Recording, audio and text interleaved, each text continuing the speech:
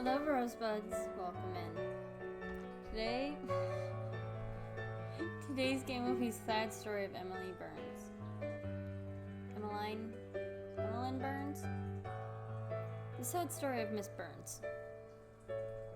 I have a co-pilot today.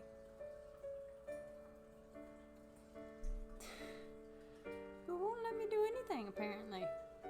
I need to change scenes, buddy.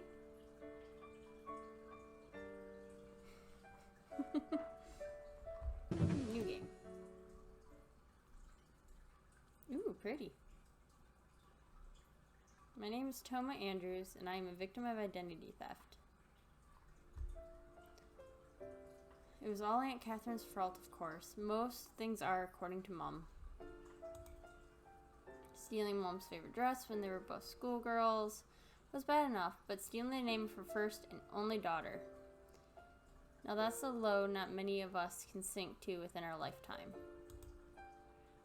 My name was supposed to be Amelia. Mom always loved the name Amelia, but I don't know why. She wanted to call me Amelia if I was a girl, and Thomas if I was a boy, after her father. Then Aunt Catherine ruined everything. Aunt Catherine fell pregnant with her first child around the same time my mom found out she was going to have one. Their due dates were almost very similar, only a few weeks apart. Though Mom and Aunt Catherine have never been particularly close, they spent more time together during their twin pregnancies than they had done over the last decade. It's gonna pat at me, or are you gonna lay down? Nope? Okay. They attended the same hospital for their checkups and went to the same support group at the Silver Center.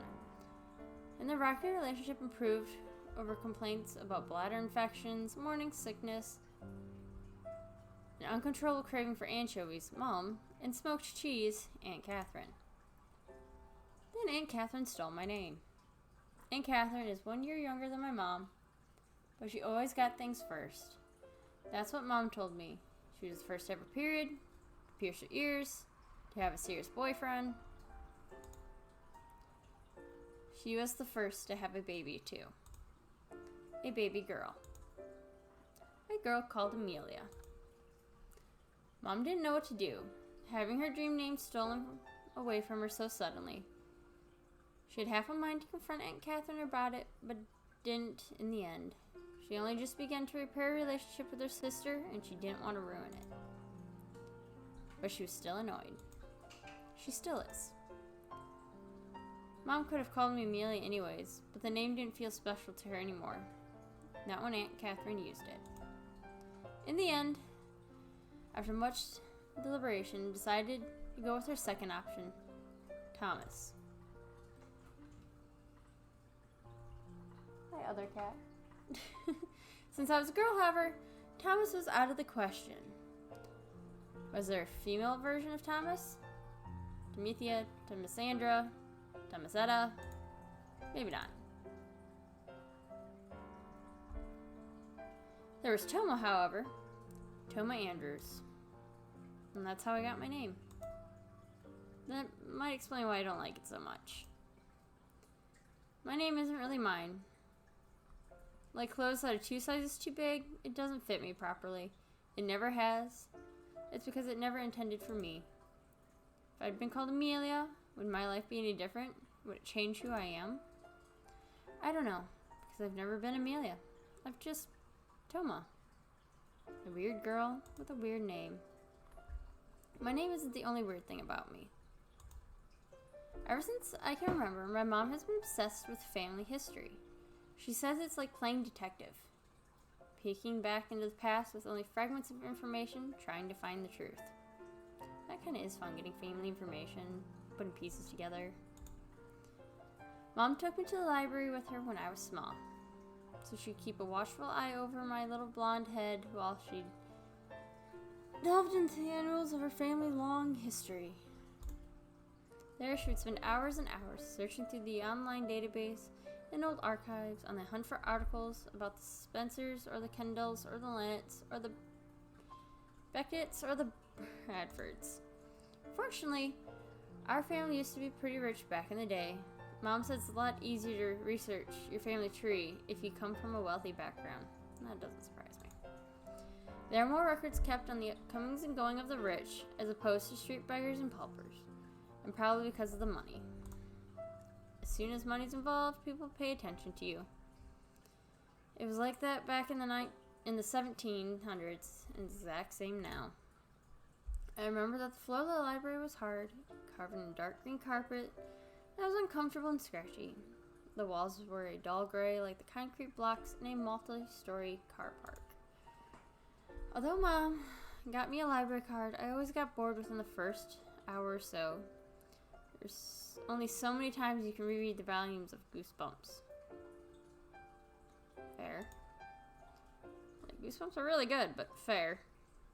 Despite the inconvenience, however, I still found the stories Mom would tell me about my long-dead relatives interesting.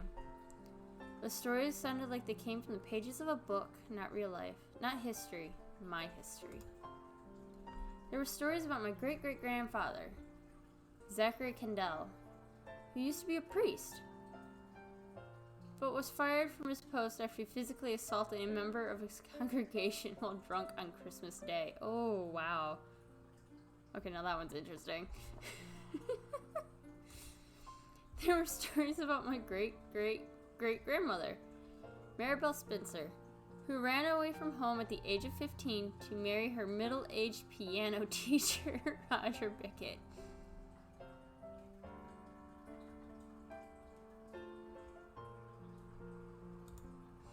There are stories about my great-great-great-great-aunt, Rose Bradford, who was rumored to be a witch and claimed she could cure any ache or illness with a sprig of holly.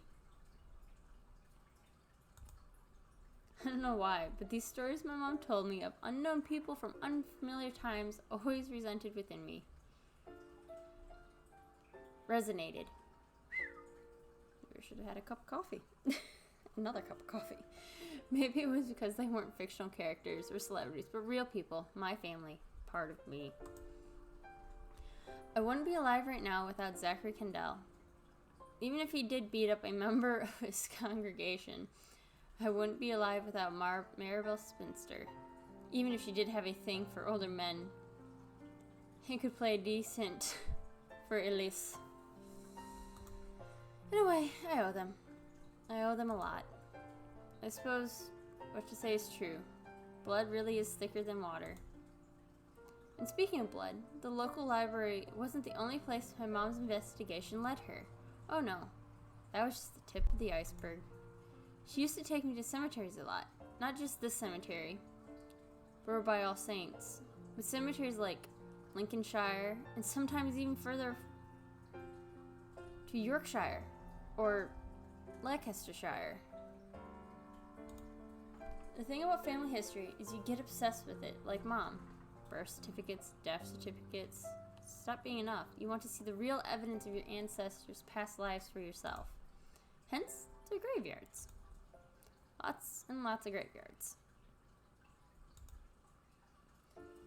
Every weekend, without fail, my mom would take me on a trip to a graveyard, searching for ancestors.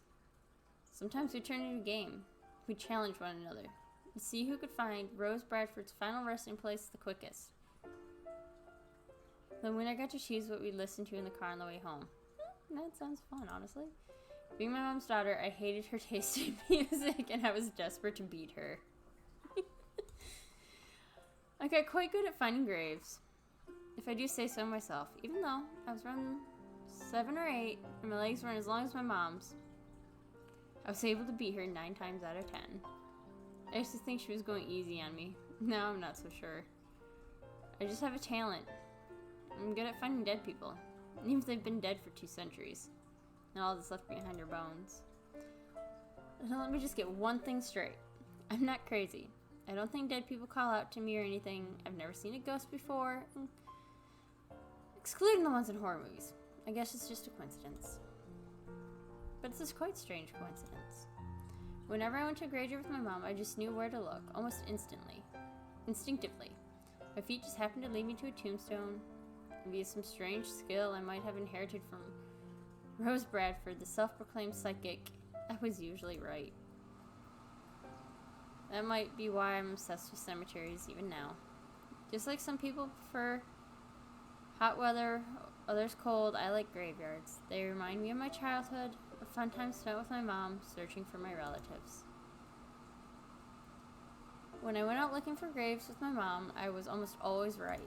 Ever since I started attending St. Hugh's College, however, I've only ever felt wrong. Though I got good grades in most of my classes, I'm hopelessly lost when it comes to anything beyond that. Hardly any friends other than Heidi. She might turn against me if she knew how I felt about her. I'm nothing like Amelia Miller, who just so happens to be in the same form as me. She's always surrounded by people. They always love her. Why would they love me if would they have loved me if I was called Amelia instead? I don't know. But I do know, even though it's unfair and ridiculous, I don't dislike Amelia. I'm still jealous of her. Her parents are still together, her dad has a good job, she has nice skin, pretty blue eyes, and she's incredibly popular. I, on the other hand, am awkward and shy. I can't hold a conversation with anybody other than Heidi. The other reason why I like graveyards. There are a lot of people in them. They can't bother me like they can in school. They're dead, and it's perfectly fine with me. As the saying goes, dead men tell no tales. They only leave tales behind, which we can examine as we see fit. That's why I came to Borough by All Saints this Friday. Instead of catching the bus to go to school, I wanted some time off. A few moments where I could stop being myself, a person I never liked. If only I had been born as Amelia, then my life would have been much better.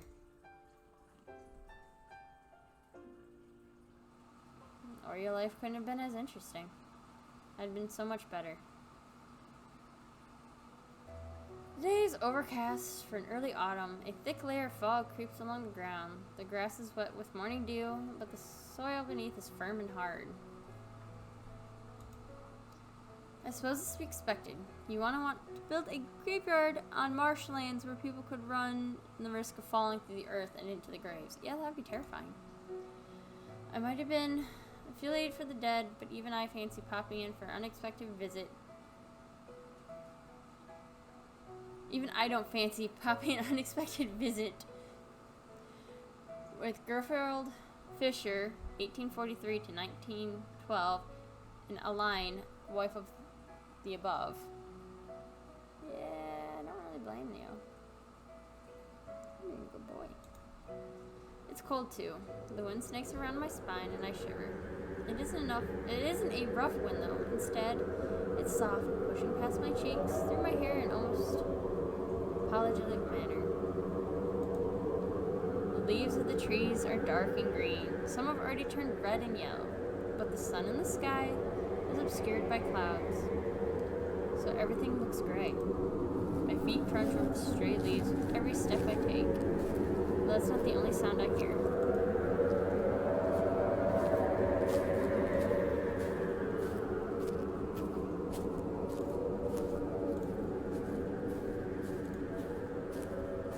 Just me, the wind, and the leaves.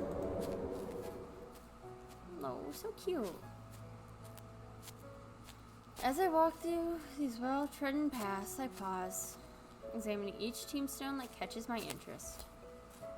There's something strangely inviting about the old slabs of stone, almost as though they're greeting me. And why wouldn't they? I come here often enough, they should know me by now. She's adorable, and the nice gem actually matches her eyes. It's so cute. Any other mother would probably find their only daughter's obsession with graveyards unsettling. Fortunately, my mother is just as weird as I am, so she doesn't question it. She must know my love of graveyards. It's all her fault. I nod my head in recognition as I pass each tombstone. Alistair Doncaster, Aaron Douglas, Charlotte Draper, Doran Hughes, Abel Johnson, Genevieve Parson, Aubrey Wedgwood. I wonder about these people, reduced to nothing more than names and bones. What lives did they lead? Were they happy, sad, or merely bemused by all the coincidence which led them into the being? For Alistair Doncaster, that happened in 1879. For Aaron Douglas, 1894. What was the world like back then? When these people were alive, their footsteps, not mine, crunching the leaves, and fell firmly against the compacted earth. I don't know. It's hard for me to imagine it. As I walk through the graveyard, like Alice sinking into Wonderland, a heavy thought suddenly strikes me. What would it be like if I was already dead? I close my eyes, the cold wind blows across my cheeks, and I swear I can almost smell it. The earth in my nostrils, the scent of decay. What was that sound? It was almost like a footstep.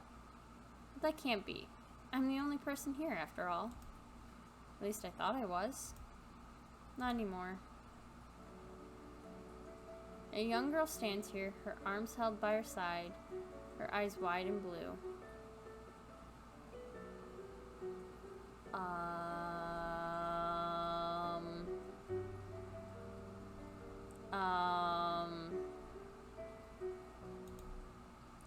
Her hair is loose, light brown, her fringe cut just above her eyebrows. Her fringe cut just above her eyebrows. Coffee. She wears a white dress, long and modest, which falls to her ankles. Her dress is comprised of a number of layers.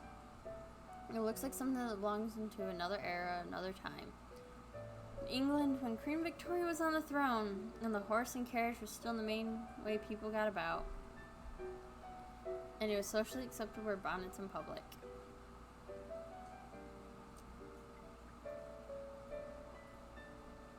That outfit and hair, like, I kind of want to see a bonnet on her now. It would look adorable. She looks like nobody I'd ever seen before, except characteristics in period dramas. There's something so unrealistic about her appearance. I can hardly bring myself to believe she's really real. Maybe that's why I'm doing something I rarely ever do. My curiosity unsticks my throat and I find myself asking her a question. Are you going to a costume party? Are you referring to this old thing? The dress doesn't look like some old thing. It's expensive, right? I believe it was rather dear when Father first purchased it. Now, however, I'm not particularly well versed in the economy, so I could not give you an answer. Father? What kind of girl calls her dad father? Maybe I'm biased because my dad vanished before I was even born. Mom told me he couldn't cope with the commitment, which is quite funny, really, because he had no qualms about commitment when he... It's Mom talking. Asked me to sleep with him. But Father sounds far too dated. But I haven't even touched on the other stuff she said. She still got the bruises. The girl smiles. Her face remains pale, does not flush, as I can imagine blood coursing beneath her cheeks all the same. She gives the impression of blushing, even though she does not. I suppose most people would use dad nowadays. Forgive me, I'm not familiar with such a phrase. It sounds quite peculiar to me. And the plot thickens. My question only seems to invite more questions. I find myself drawn towards this strange girl despite myself. I want to know who she is. I want to understand her. It must be this feeling, this deepest thirst for hidden knowledge, which encouraged Mom to track down those remains of Zachary Kendall, Maribel Spencer, Rose Bradford, and the rest. So, I've never seen you around Burrowby before. Do you live here? I've lived here for a long time. But you don't look much older than me. I'll be 15 years old this December. At least I should be. So she's 14 too. You say you lived here for a long time, but I've never seen you before. You don't go to St. Hugh's, do you? She shakes her head. So what school do you go to? Ruskin? Sandon? Not Walton, girls. She shakes her head again. Then are you homeschooled? That would explain what she's doing in the graveyard at 8:20 on a Friday morning, wearing such strange outfit. She might as well have fled from those ye old-fashioned photography parlor places. I want to get one of those pictures so bad. I suppose I was homeschooled, yes. I've never been to school before. I used to have Ellie, but I've not seen her in some time. Ellie? A private tutor? Something like that, yes. She was rather strict. She got so angry when I escaped from her stuffy old history lessons and hid over at the Lincoln estate.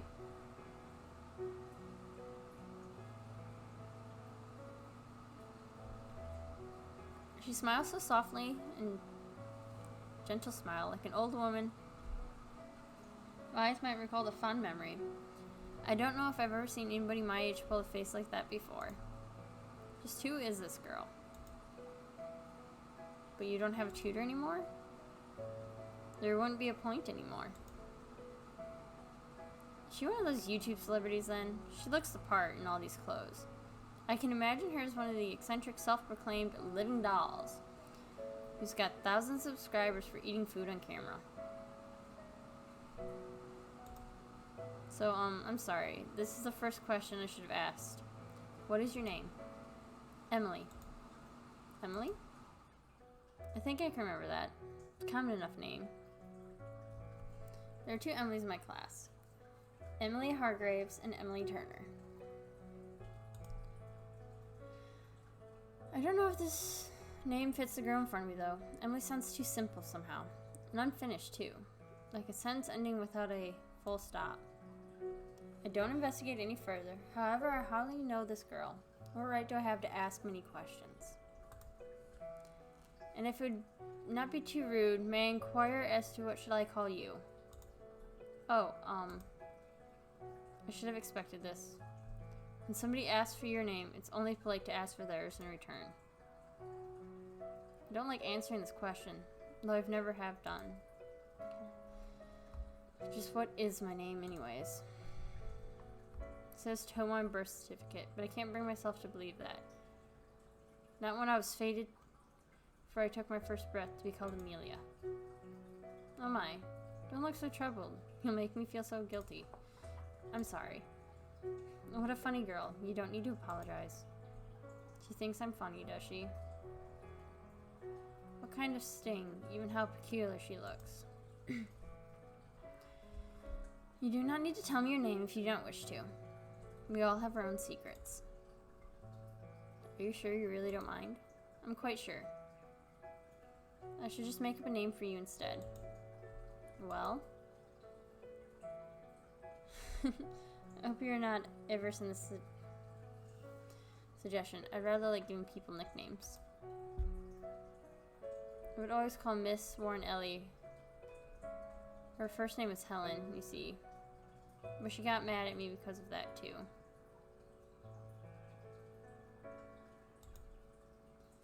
This girl has no manners, she would say. She may have a pretty face, but she behaves like a gutter snip. Not that I have a bun that she thought of. Father was paying her tuition, so I thought it was best to make her work for her wages. She may have found me irritating, but I certainly wasn't boring. Well, I suppose it's fine. Then I can think of a name for you. Yes, it doesn't bother me. Anything would be better than Toma. Toma's kind of cute. It's unique. It's a little more unique than Emily and Amelia, honestly. Well, let me see. Emily looks up and down, one finger against her lower lip. Her smile is teasing. Her eyes flash mischievously, like a naughty squirrel girl. She'll be talking about condensed milk and tinned sardines next, I'm sure of it. It is true we do not know one another very well, but it's just in the present I feel like we should become quite close given the chance. You remind me so much of her. After all, can it be a mere coincidence? Her? I thought so from behind, no, too, but when you turned around it became clearer than ever. You have her nose and her eyes, maybe even her forehead too, but it's hard to tell since it's all covered in hair. Well? I look at the ground, suddenly awkward. I dig the tip of my school shoes into the earth. I shift my right foot slightly, making a small indentation in the earth. A minute grave for an ant. I don't know if I feel like complaining to other people. I do that enough myself. I don't know if I feel like being compared to other people. I do that enough myself. Even if I do look like one of your friends, I don't think I want their name. I was hoping for a name of my own. Yes, of course, you do not need to worry about that. I would never be so callous as to address you in the title of another. I apologize if it seems that way. She does sound sorry, too. Truly sorry. Even if you look like her, you are not her. You couldn't be. It'd be not possible. Sigh. So let me see. A name for you. A name that belongs to you and only you. Oh, I think I have it. From now on, you can be Verity. Verity. You like it? It's pretty. Much prettier than my real name. Emmy smiles, her face flushes. Though once more, it doesn't really seem flushed, I just imagine it does. With happiness. I'm so glad that virtue names might be too nowadays, but I truly am fond of them. One of my aunts was called Charity, and my grandmother was Patience. Not that she was particularly patient. She used to hit my father for the smallest misdemeanors when he was a young boy. But that was a long time ago. Her face darkens, but only for a few moments. At any rate, I'm curious. Why are you in a gloomy place like this at such an hour when you should be at school? Oh, I just like graveyards. I guess they're relaxing. Relaxing? It's quite a strange thing to say. Why do you think that? I'm not sure. I just like them. They're nice and quiet, and people don't come here much. When they do, they're quiet too. It's a respectful thing to do. Apart from the local boys who tramp about here drunk on Friday nights, and pee on the headstones and scrawl rude words on them, I glance at a nearby grave. That of Alicia Bauer, somebody that scrolled across the top of it in black marker pen. God is dead.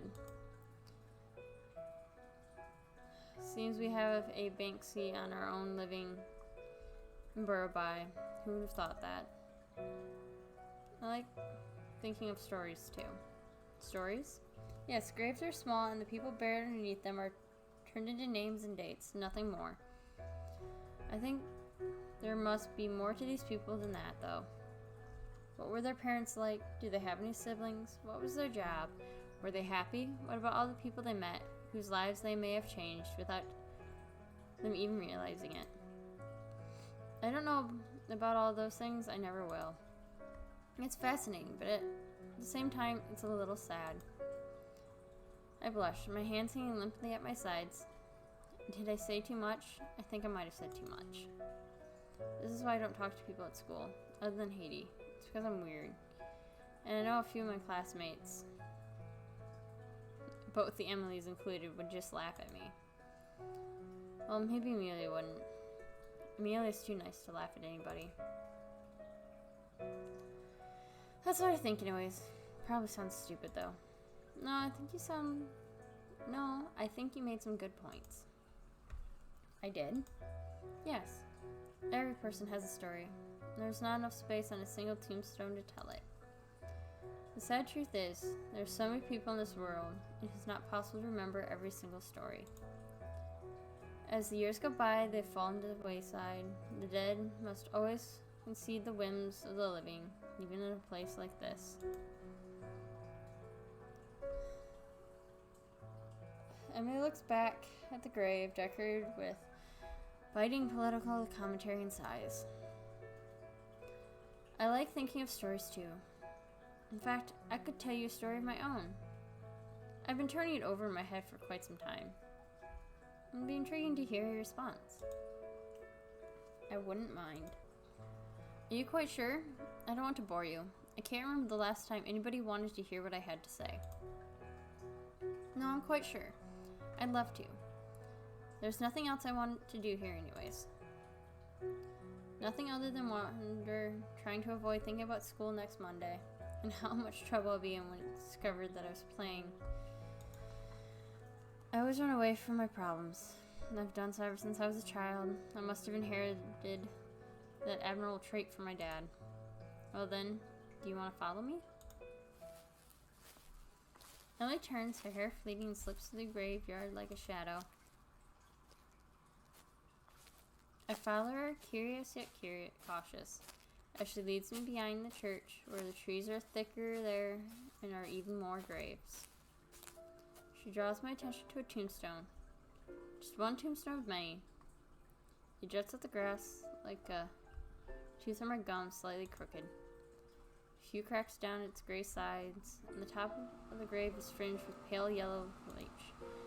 The name engraved on the tombstone is a little difficult to see, impressed from the shallows, and I have to strain my eyes to read it through the fog. I can't explain the graveyards of Lincolnshire in my youth for nothing, though. I am more skilled than most teenagers when it comes to reading inscriptions on gravestones.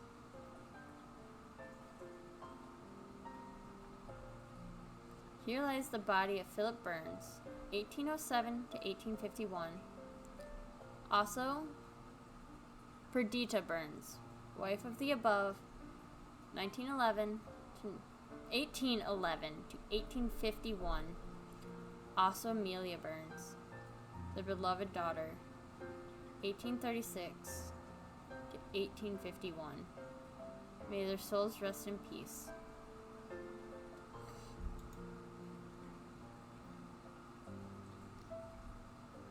I shift suddenly uncomfortable.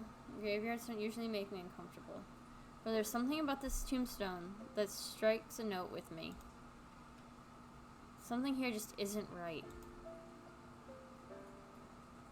They all died on the same year. They did indeed. And all on the same day, too. I turn away from the grave, the final remnant of the unfortunate Burns family. I bite my lower lip. When I next speak, my voice is barely a whisper, even quieter than the wind. How do you know that? It's just a story. I already told you that. I suppose so, but when Emily said it, it didn't sound like a story. She sounded deadly serious. She looked serious, too. Her eyes are narrowed, her lips pursed, her face stark white, as though carved from stone. The fog swirls about us like a veil, and even thicker than it was earlier this morning. I can taste the fog at the back of my throat when I inhale and I cough. It tastes cold, rank, and repulsive. The taste of death. Just who is Emily anyways? She doesn't look like any girl I know. She doesn't act like any girl I know. I'm almost tempted to believe, but that would be ridiculous, wouldn't it?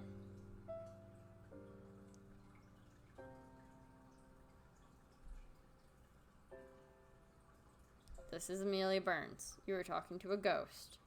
All the hints have been there. Just saying.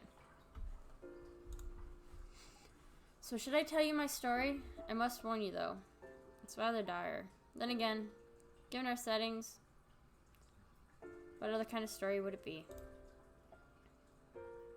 You should already know how it ends.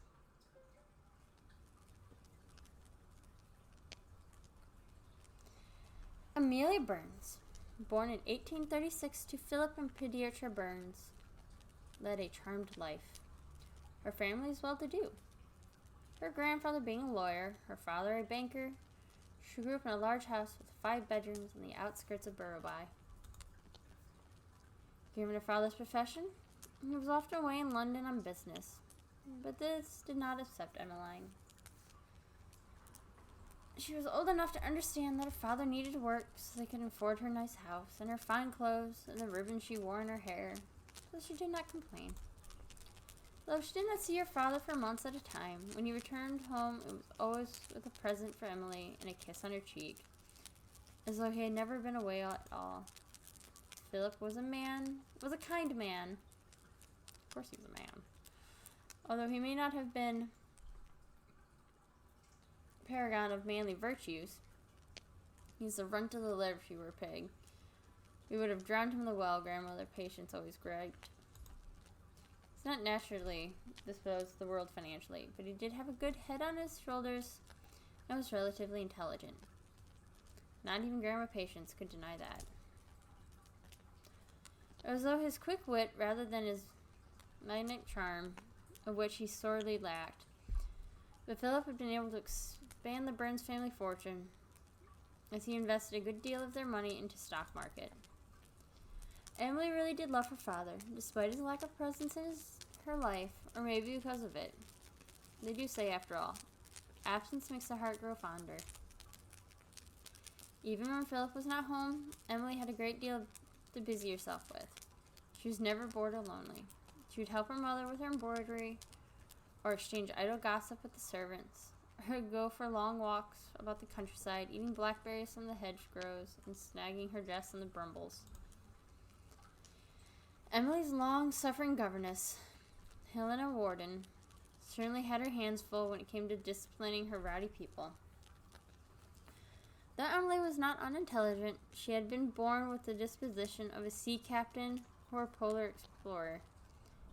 She was physically incapable of sitting still for 5 minutes. I feel this child. Unless she was Cornelia Lyon. Emily and Cornelia had known one another since they were both babies. They were almost inseparable. They spent most of their waking hours together, sitting by the lakeside in the Lincoln private estate. They would stare across the untroubled waters which carried along with its lily pads, reeds, and fish with shimmering scales. They would talk and sipping raspberry lemonade. No, that sounds delicious. That sounds like a perfect day right there. Right? That just sounds like an absolutely blissful day. Everyone in Burrowby knew that the lake and the Lixon estate belonged to Cornelia and Emily. Keep wanting to change their names for some reason. They claimed it through the countless hours they had whirled away by those grassy banks, feeding the fish, dipping their bare toes in the water.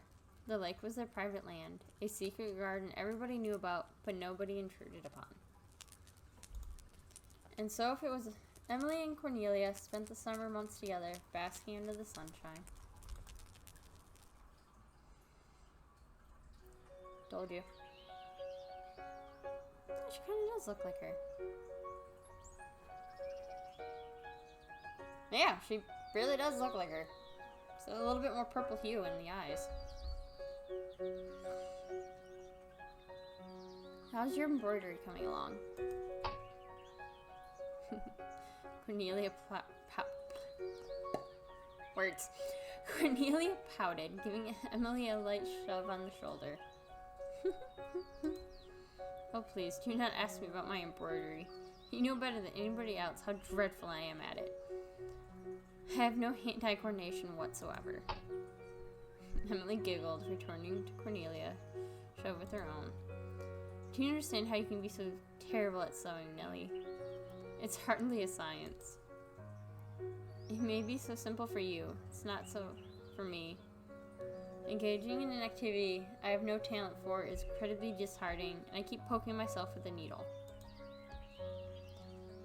Let me see. What? No.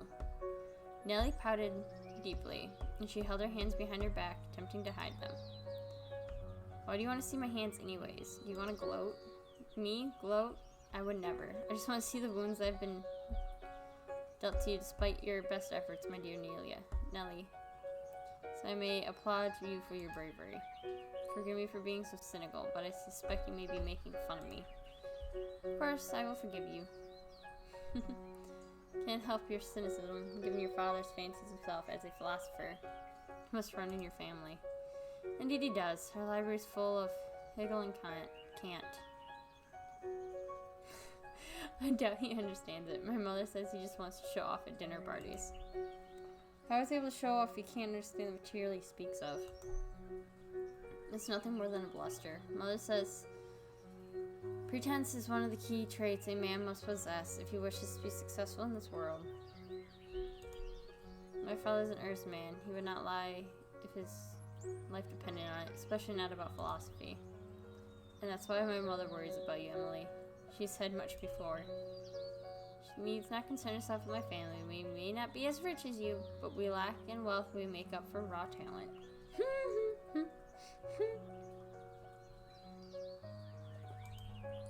Are you saying I have no talent? I'm saying it is somewhat sad that a 14-year-old girl such as yourself can't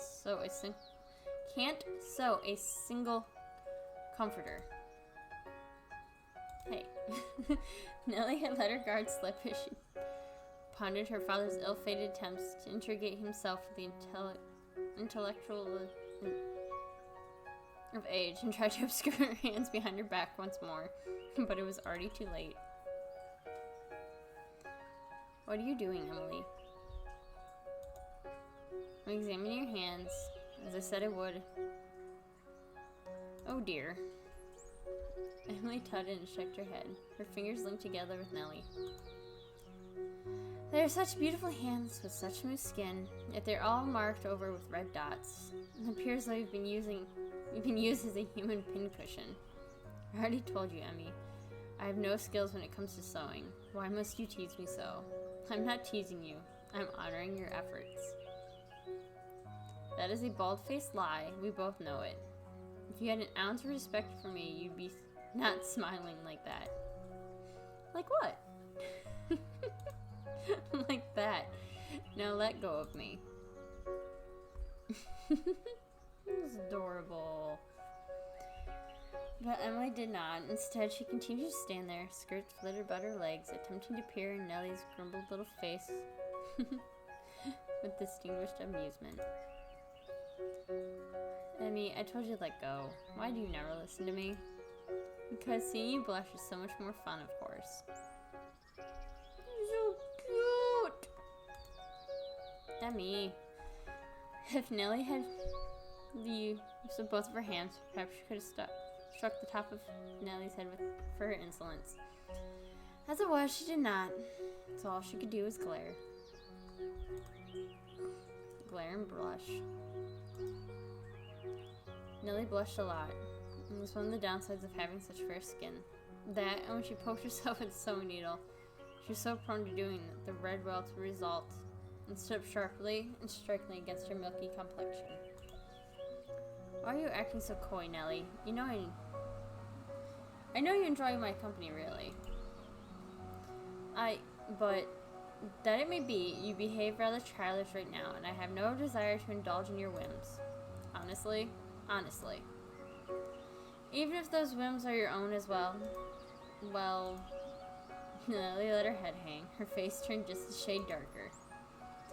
This was not the first time the crew girls had held hands. They had been friends ever since they were small, and they were not unfamiliar with the sensation of the other's skin. In fact, they were more well-versed with one another's bodies than one might have expected.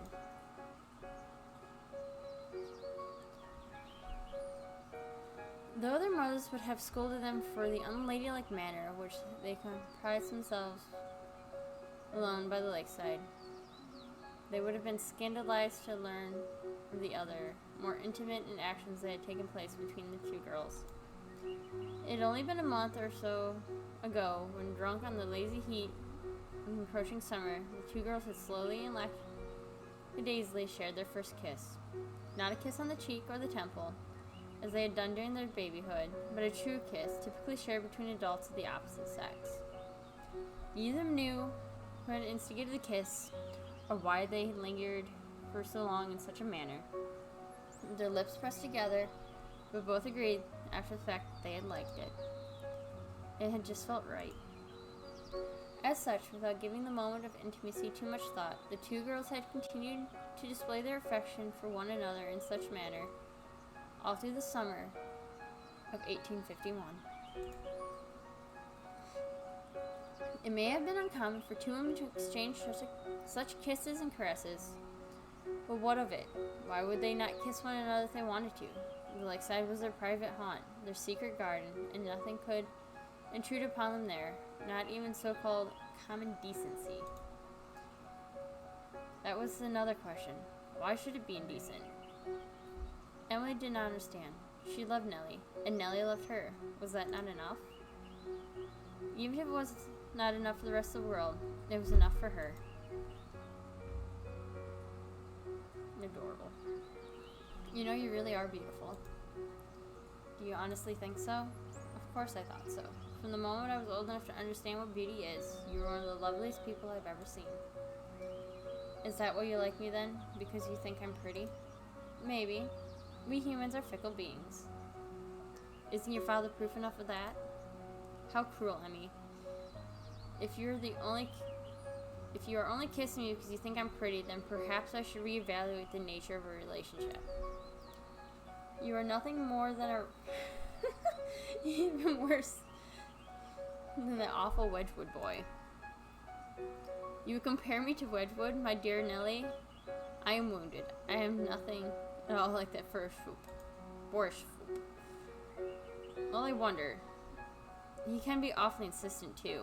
It's not fitting of a young man. Of course it's not fitting. Did you know he even... Did you take my hand during your mom's garden party last week? Honestly? Indeed. I would have slapped him, Nellie. But his mom had his mom not happened upon us, so she scolded him. Lady Wedgwood? Of course not. Emily spat on the ground. Did not even have the courtesy to wipe her mouth with a handkerchief afterwards. Under normal circumstances, Nellie would have scolded Emily. But on the scale, she relented. Think about it.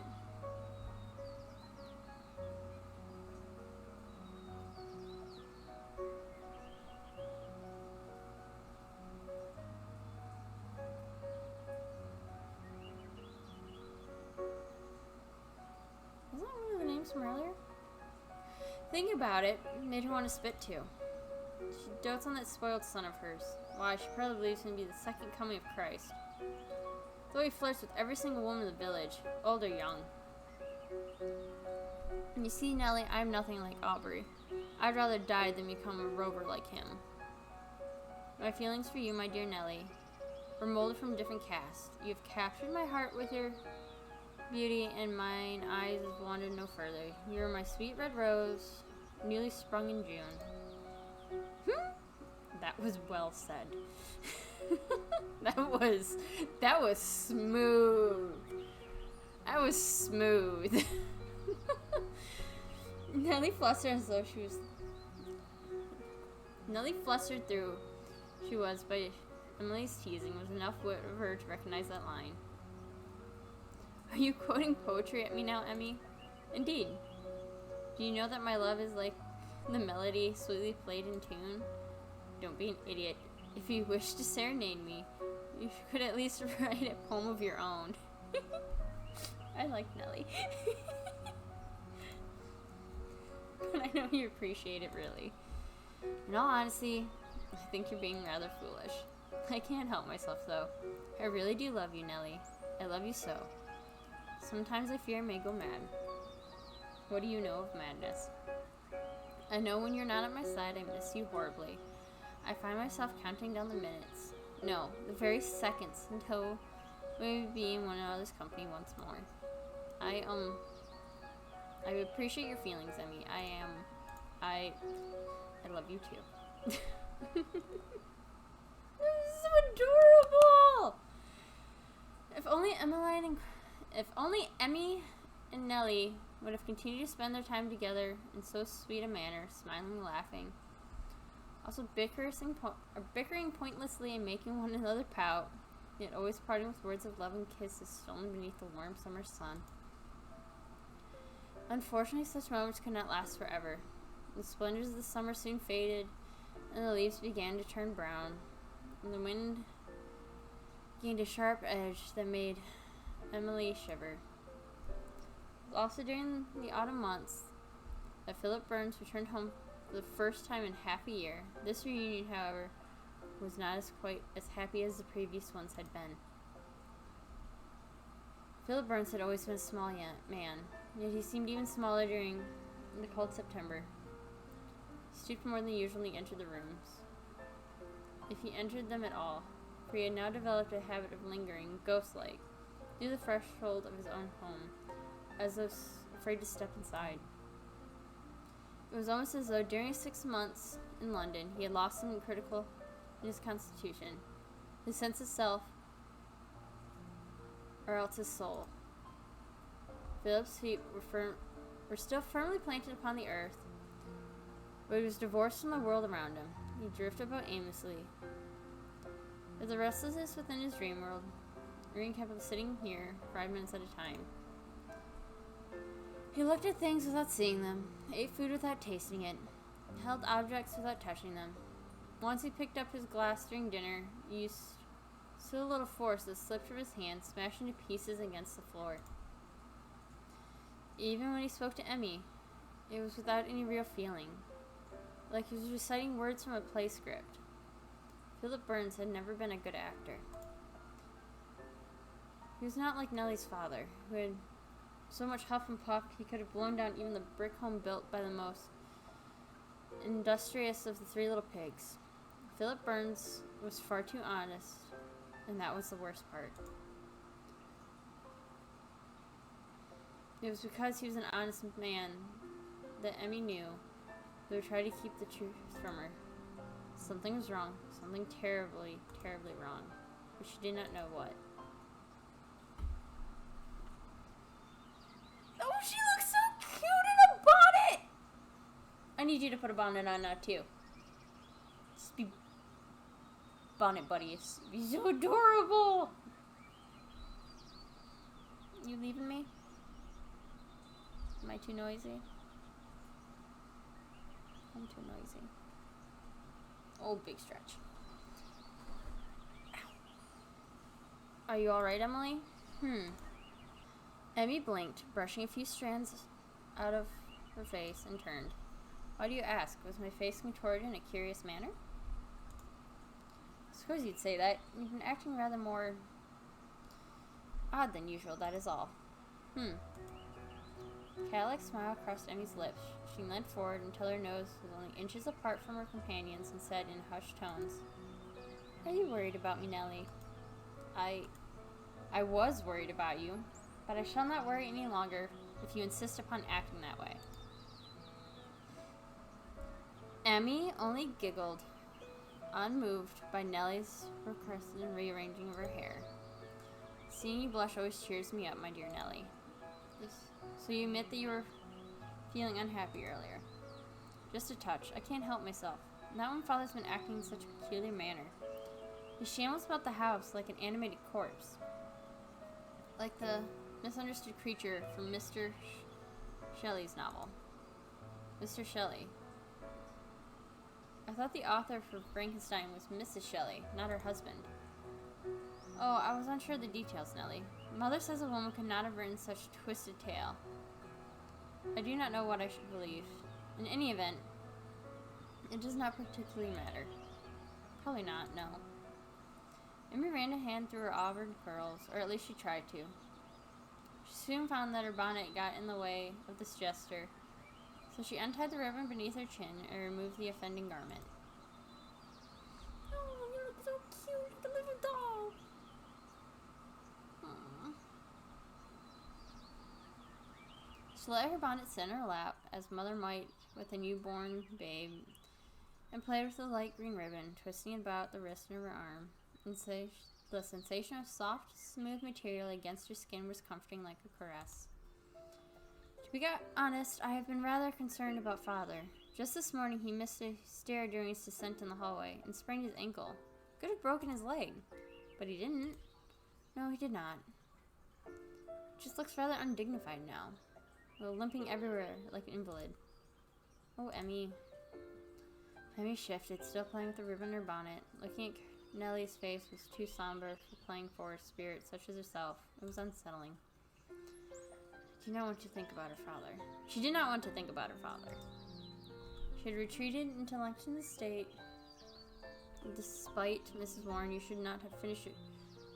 You have not finished your history lesson, Emily. I doubt you could tell Queen Elizabeth apart from a hole in the ground, so she could avoid thinking about her father.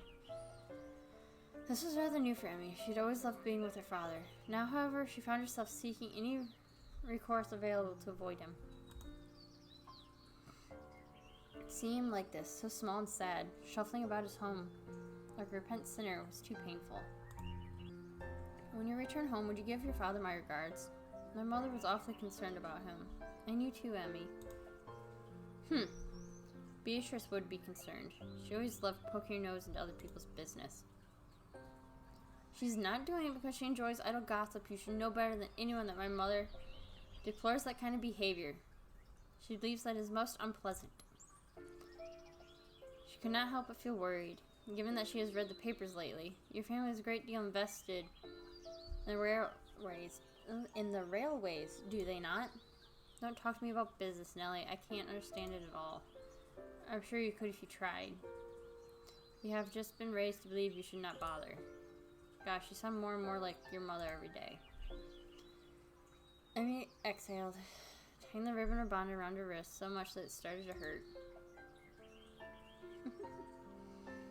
Though the material is soft, intended to wear by young women with silken skin who have never worked a day in their privileged little lives, it chafed when she wound it much around her wrist. It was strange, Emmy mused, how something so innocent as a ribbon could harm when it was used for malice intent. Words are pretty too, but can wound deeper than you know. This world was more dangerous than she'd ever truly given credit for. Even the lake, which she often gazed upon with Nellie, would be hiding some sinister secrets within its depths. I apologize, Nellie. I didn't mean to snap at you. I've been rather high-strung lately. It must be because of the atmosphere at home. Do not fret, Emmy. I understand. You do? Not entirely, but I will try to. I do care for you, after all. Thank you, Nellie. The two girls looked at one another, uneasily shy, hesitant, their faces slightly flushed. Then with a touch, Nellie leaned forward, brushing the tips of her fingers against Emily's wrist. You should not do that. What? Fiddle with your bonnet like that. Because it's unbecoming of a lady? Because you're hurting yourself. Your poor hand has gone white. The blood can't flow through your body properly if you impede it like that. Your hands, by contact, still appear to be red, Nellie. Emmy giggles and begins to unwind the ribbon from her wrist. Are you still yet to master the sacred art of cross-stitch? Stitching is freaking blast. I love it. It's neither here nor there, and I'm trying to comfort you, Emmy. You still have been doing an awful job gazing upon your... And you have been doing a wonderful job. Gazing upon your many imperfections always cheers me. You're so cruel, Emmy. Sometimes I feel like you do not truly love me. You just love toying with me. Those things kind of go hand in hand, let's be honest. Now, where did you get that silly idea? Emmy smiled with a touch of sarcasm than before and leaned forward. Then, moving quickly, as a bird plucking fish out of the water, she pressed a chaste kiss on the corner of Nellie's lips. I love you more than ever. Nothing could quell my feelings for you, not a raging storm or a howling wind. Nellie pressed one hand against her cheek gingerly.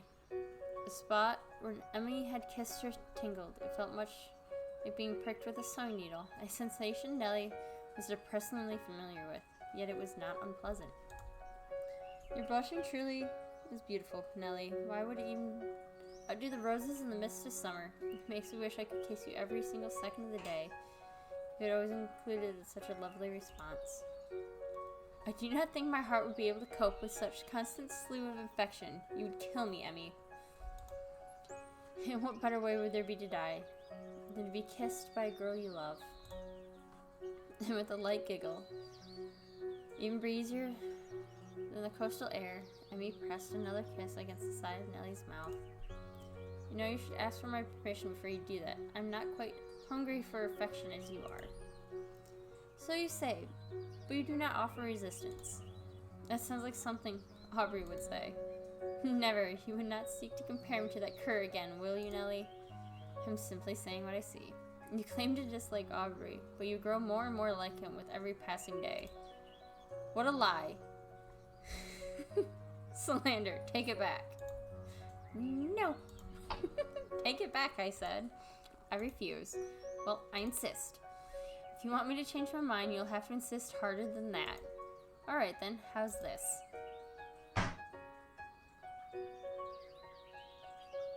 With a devilish glint in her eyes, which would have been evidence enough only a couple of centuries past to try her as a witch, Emmy swifted forward and began her malice assault. Not even William of Normandy, as he drove back the armies of Harold Godwin during the battles of Hastings, could have conceived such brutality. Emmy, stop that.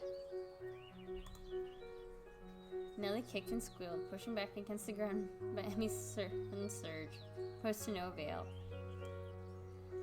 Emmy had the element of surprise on her side, and she had taken clear advantage. Nellie blinked up at Emmy, squirming like a hooked fish, as Emmy sat astride her, skirts raked her thighs, and her fingers trailed across Nellie's prone body, beneath her chin, under her arm, and against her sides. Was there any war tactic more vicious, more wicked, more devious than that of tickling?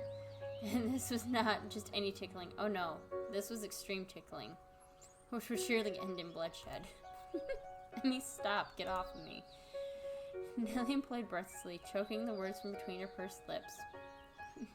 But Emmy remained unmoved. No, I will not. Not until you not until you resent what you said. That you were like Audrey. Indeed, admit it. Be nothing more than a lie, and I should spare your life. No, never. I stand by my word. Then I stand by my actions. I will not stop until you surrender, Nellie. And I warn you, I can be very persistent when I want to be. Then I will stand by my actions, and I will not stop until you surrender, Nellie. I warn you, I can be very persuasive when I want to be. Her eyes hardened like steel of a sword's blade. Emmy dipped her head and began to press kisses against Nellie's neck. Nellie's dress began to slip down her shoulders, and there was a good deal of pink skin on show, more than would have been deemed socially acceptable. Ugh, you rogue!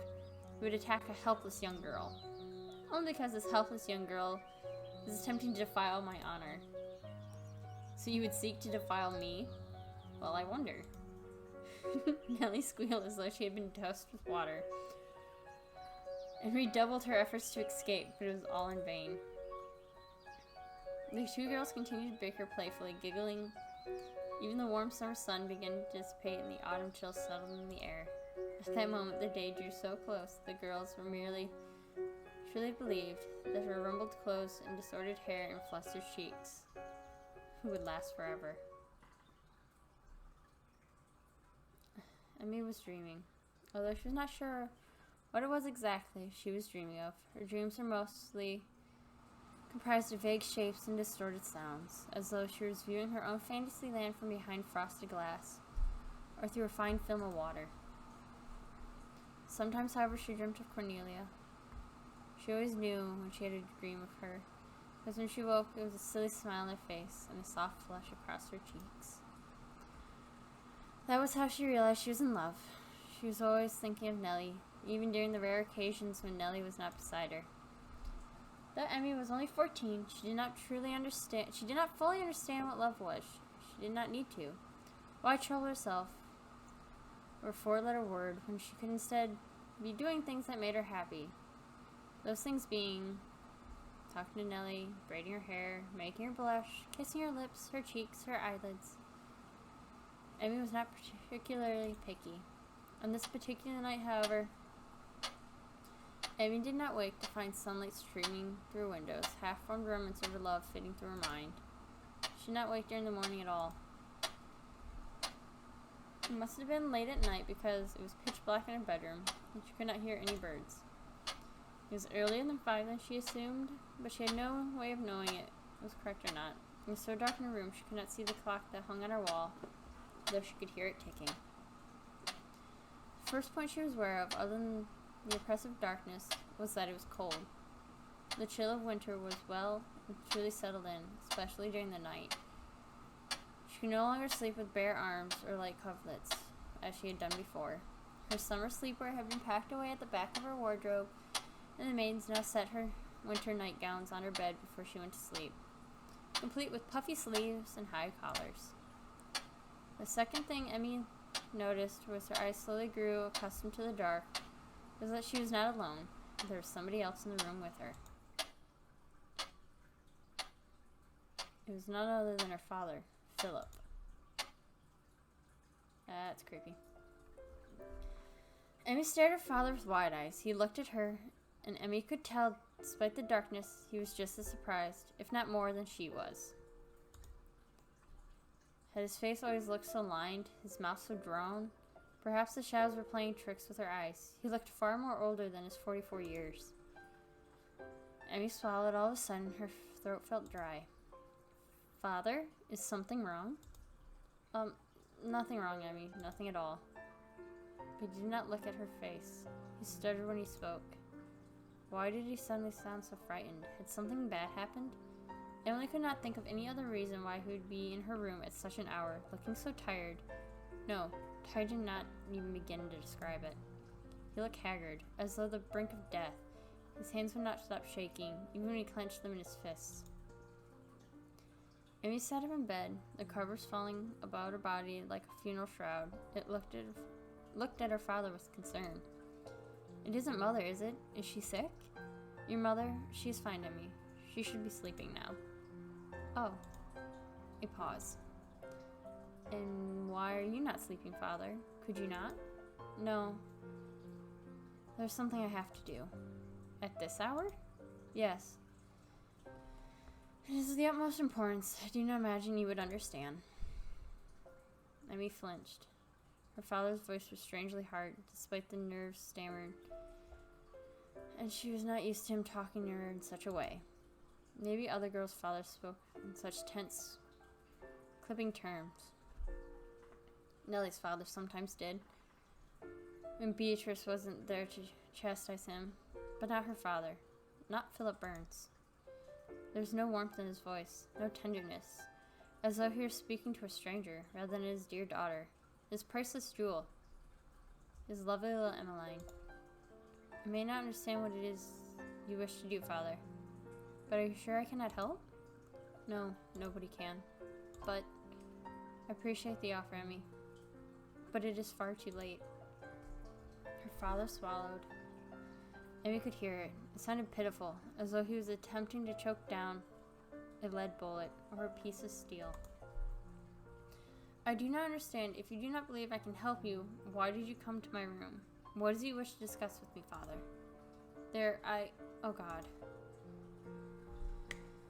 Philip's shoulders shook. It sounded like he was trying to stem a flow of oncoming tears, although he was not truly successful. They're bankrupt. They're bankrupt. She had bruises on her neck.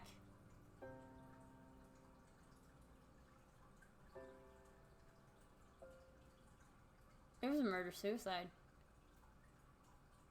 Oh, poor Emmy. He bit down her own lip, with moisture still specking the corner of his eyes, starting to spill down his cheeks like April rain. If Grandmother Patience was here, she would have mocked him. She always done when Philip was a child. Perhaps so it's why Philip never visited Grandma Patience. She made him feel like a young boy again. Small, stupid, and utterly insignificant. Well, that's a little bitter. That was why Philip had gone into banking. Though he was not suited for such cutthroat industry, he didn't have the knack for it, never had. Grandmother Patience had said as much, but he was determined to prove her wrong. He wanted, for once in his life, to make her proud. And look what it cost him. His wealth, his reputation, and now, worst of all, his family too.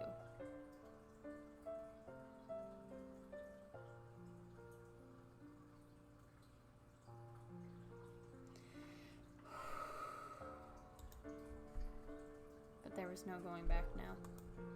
Father? Father, you're alright. What's wrong? Emmy. Oh, my dear Emmy. I'm sorry. I'm so sorry. I tried to be a good father, Emmy. I really did try. I wanted to be kind. I wanted to be fair. I had no intention of treating you like my parents treated me, but I was incapable of doing it in the end. It all went wrong. I thought I knew what I was doing. I thought I was succeeding, and for a while, maybe I was. I realized it was a foolish fantasy, trumped by a foolish man. My mother was right. I should have drowned when I was younger. I would have saved you all the trouble. It would have made everything so much easier. Father? Emmy got to her feet, her bare toes curling against the wooden floorboards, and it took a few steps forward. Are you not feeling well? We can call for the physician for you if you'd like. If only you would sit down. Look how much you're trembling. No. Philip shook his head mechanically, back and forth, like a tin soldier, his words spoken in almost frenzied fever. The physician can't help now. Nothing can help. We're done for, Emmy. You and I, and your mother, that's it. This is the end. The end of what exactly? Our money is gone, Emmy. Called it. Our money is gone, Emmy. I made a terrible mistake. Now everything is gone. The bubble burst. We lost it all. Every single thing. Emmy stared at her father, her mouth open. She didn't know what to do, what to say. How could she? She was only 14 years old. She'd always been told by her mother that women had no place in the world of business. It was only natural. And they could understand the facts and figures or table numbers. Beatrice Lynn was the exception, rather than the rule. Beatrice could do anything. She could probably wrestle the bear to death with her own hands, if need be, but Emmy could not. She was only a little young girl, standing in her bedroom in her winter nightgown, shivering like a leaf. She did not know what to do. But she did not need to ponder her own powerlessness for much longer. I'm sorry, Emmy. I'm so sorry. I let you down. I let you down now.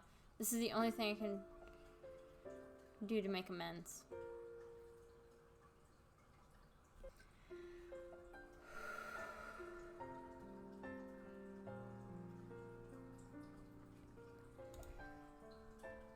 Father, what are you? But Emmy was not able to finish her question. That was because at that moment, Philip Burns closed the distance between them. He held his hands around his daughter's throat.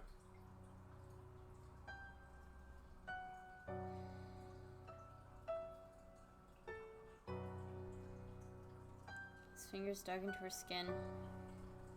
Emmy could not breathe. First it was the shock that drew the air out of her lungs. And then it was the pressure about her throat, choking her. She could hardly believe it. How could her father, who had never raised a hand to her in her whole life, who had never even raised so much of his voice, even contemplate carrying out such a horrendous action? But he was. He really was going to kill her. Emily felt herself growing faint. She wondered idly if dark purple bruises would be left on her throat. Then Philip let go. Fairy circles made of mushrooms. Her head swam. Her legs gave way beneath her. She fell backwards onto her bed. Still, Philip's fingers did not budge. They remained upon her throat, fixated with gruesome tat they'd been charged with. It was almost as if Philip Burns had been split in two. One half remained focused on the murder of his dear daughter, his beloved Emmy, while the other, appalled at his actions, looked away with disgust. Maybe he should have poisoned her nightly mug of hot cocoa instead. Then he wouldn't have to bear witness to the look on her face, as life was slowly choking from her tiny body. I'm sorry, Emmy. I'm so sorry. He was, too. His cheeks were wet with tears. More tears kept falling. Some of them splashed against Emmy's cheeks. This offering remorse made little difference. Emmy was still dying. She'd been dying for around 2 minutes now. Although it felt like it had been far longer, her heart had already started to stammer inside her chest. I'm doing it for you, Emmy. It's for the greater good. I promise. I can't stand the thought of my little girl going into a workhouse. I just can't. But Philip did not know what else to say. He doubted it would have made much of a difference. Emily stared up the ceiling blankly, her eyes a vast sea of white, her mouth hanging open, her arms and legs were limp. Though her body was warm, it did not move. It could not. Philip removed his hands from Emmy's throat, but Emmy did not stir. Her eyes remained open, unfixated, misty with death. Emmy, oh my Emmy, my little Emmy. With a choked sob, Philip pulled his dear little girl, who was now a very dead little girl, into his arms and wept.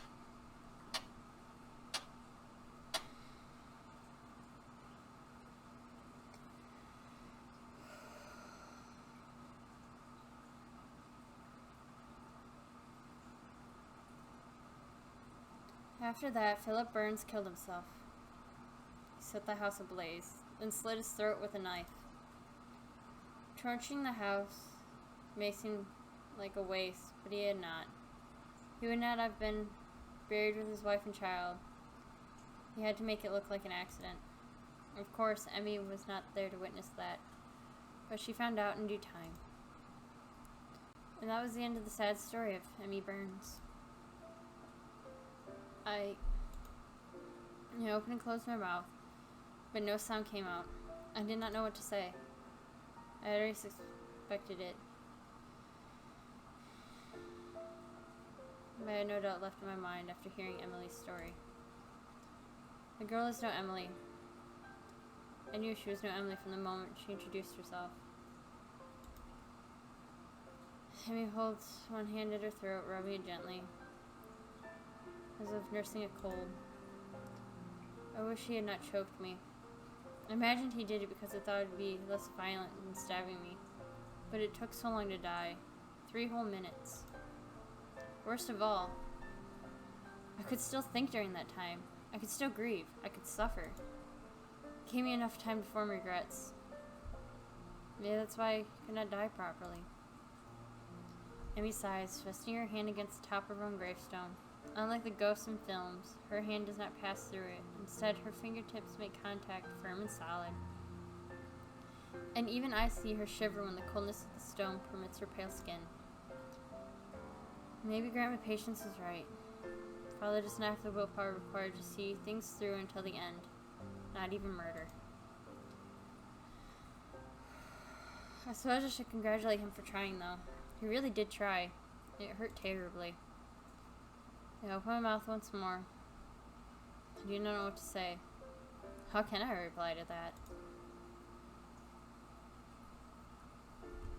What it must have felt being betrayed so deeply by your own dad. I don't know, because I don't have one of my own. Of course, this isn't true in the strictest sense of the world. I am not a product of divine conception. A human man did not have a human man had a hand in my existence.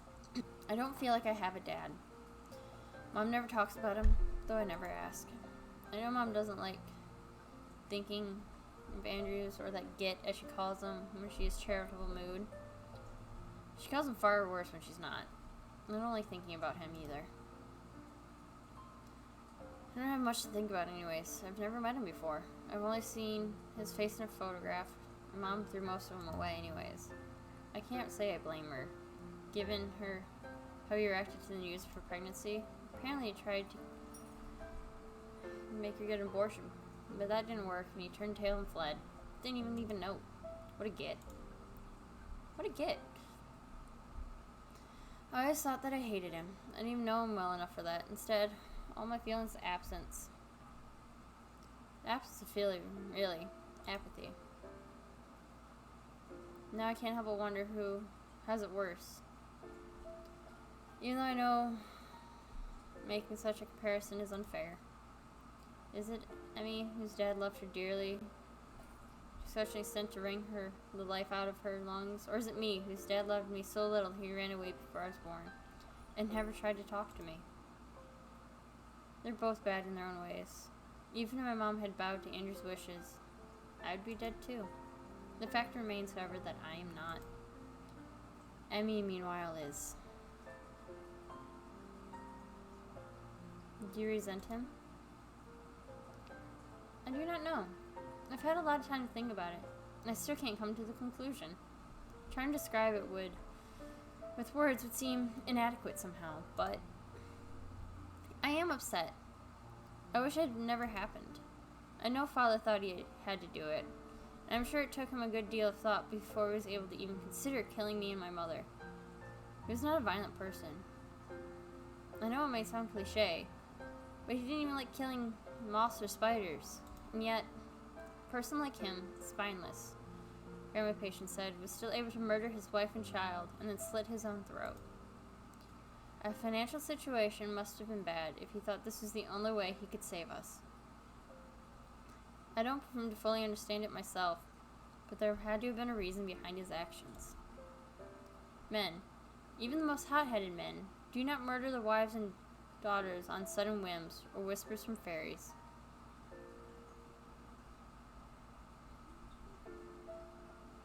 Oh, sweet innocent child. He must have been in a difficult position, so I feel some sympathy, but at the same time, it just isn't fair. You never even asked me what I wanted. I certainly did not want to die. I wanted to stay alive. There's so many more things I wanted to do. I don't know what things I wanted to do, not exactly, but I had my whole life ahead of me. I thought I could think about it later. I thought I'd have enough time, but I was naive. I just wanted to spend more time with Nellie. Even though I was young, I did not understand a great deal about the world around me. I know that I loved her. I loved her with all my heart. And then when my father killed me, that was the end of it all. At least, should have been. Should have stopped blaming her the moment my heart stopped beating. But things are not always so simple. Do you know what happened, Nellie? Bits and pieces. She was upset after I died, I think. She cried a lot. When she grew older, I was able to put that behind her. She'll be dead now. She must have been dead for years and years. And we smiled bitterly. Almost as long as I have. You didn't try talking to her? I did, but she could not see me. I tried my hardest. It all felt so pointless. I could see her face. I couldn't dry her tears. I wanted to tell her I was alright. As alright as a dead girl could be, anyways, but there was nothing I could do. In the end, I decided to leave her alone. She had moved on, and I knew I should too. Following Nellie did not make her happy. It definitely did not make me happy. It made me feel more lonely.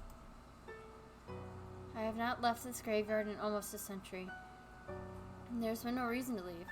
I just stay here and sleep. A century seems like a long time, but it slips rather quickly. Nobody could see me, so nobody bothered me. At least until today. You're the first person I've met during the last 150 years who could see me. It's most peculiar. Well, I am quite a peculiar person. I have always liked graveyards. Yes, you told me that earlier. I remembered. You don't think I'm weird, do you? Perhaps a little. But I'm rather happy about it. If you weren't weird, you'd say, you'd not be able to see me, and I would still be alone. This might not be because of me, though. What do you mean? You can see me with your own two eyes, correct? Have you not stolen somebody else's, have you? No, of course not. I owe my life to people who've come before me. Maybe those eyes were the gift from Rose Bradford. Rose? She was one of my ancestors. Apparently she was a medium. Well, that's what my mom says anyways. If these eyes were the gift from Rose Bradford, the self-proclaimed White Witch of Beverly, then they haven't been so much until now. I've never seen a ghost before, even though I've been to countless graveyards in my time. I have, however, always been strangely adept to the art of finding dead bodies, even when they're buried deep beneath the earth. Does that mean something? Anything at all? Maybe the whole world is crawling with ghosts, thicker than the fog that creeps across the ground, and they've never wanted to make my humble acquaintance. And perhaps they were hiding from me, sitting in the branched trees, peeking out from behind the stained glass church windows, whispering to themselves.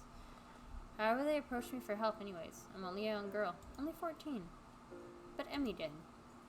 Was there a reason for that? Now that I think about it. The her you said that I resembled. Oh, yes, well... You really do look like Nellie. It took me quite by surprise. For a few moments, I thought you might really be her. But that was wrong, of course. You're not Nellie. You're your own person. Verity. No, my name isn't Verity. We both know that. I don't know if I am my own person either. How could I be, given my name? Toma. From Thomas. Picked because my real name was stolen 2 weeks before I was born. Andrews, the last name given to me by my dad. Not as a gift, but an afterthought, like a ballad, balled up pair of socks on Christmas. My name was defined by men I've never met before, a dead grandfather, an absent father. It doesn't belong to me. Nothing belongs to me. At that moment, nothing more than a constant old names, long-lost ancestors, Bradfords, Bowers, Kendalls, Lintons. Wait a minute. Linton?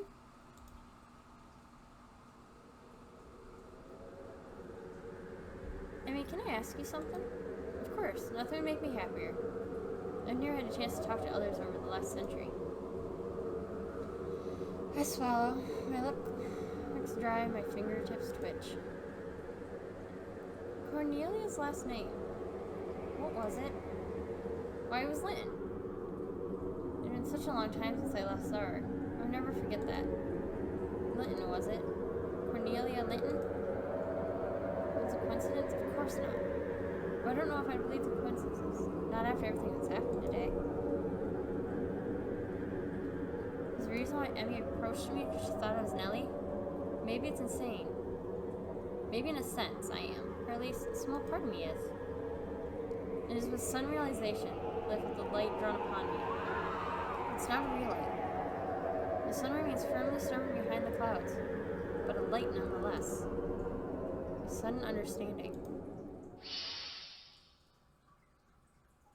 A whole wealth of memories, a treasure chest of moments shared by Linton Blake, of girlish laughter and raspberry lemonade, kisses that taste of carbonation. I should have no knowledge of it.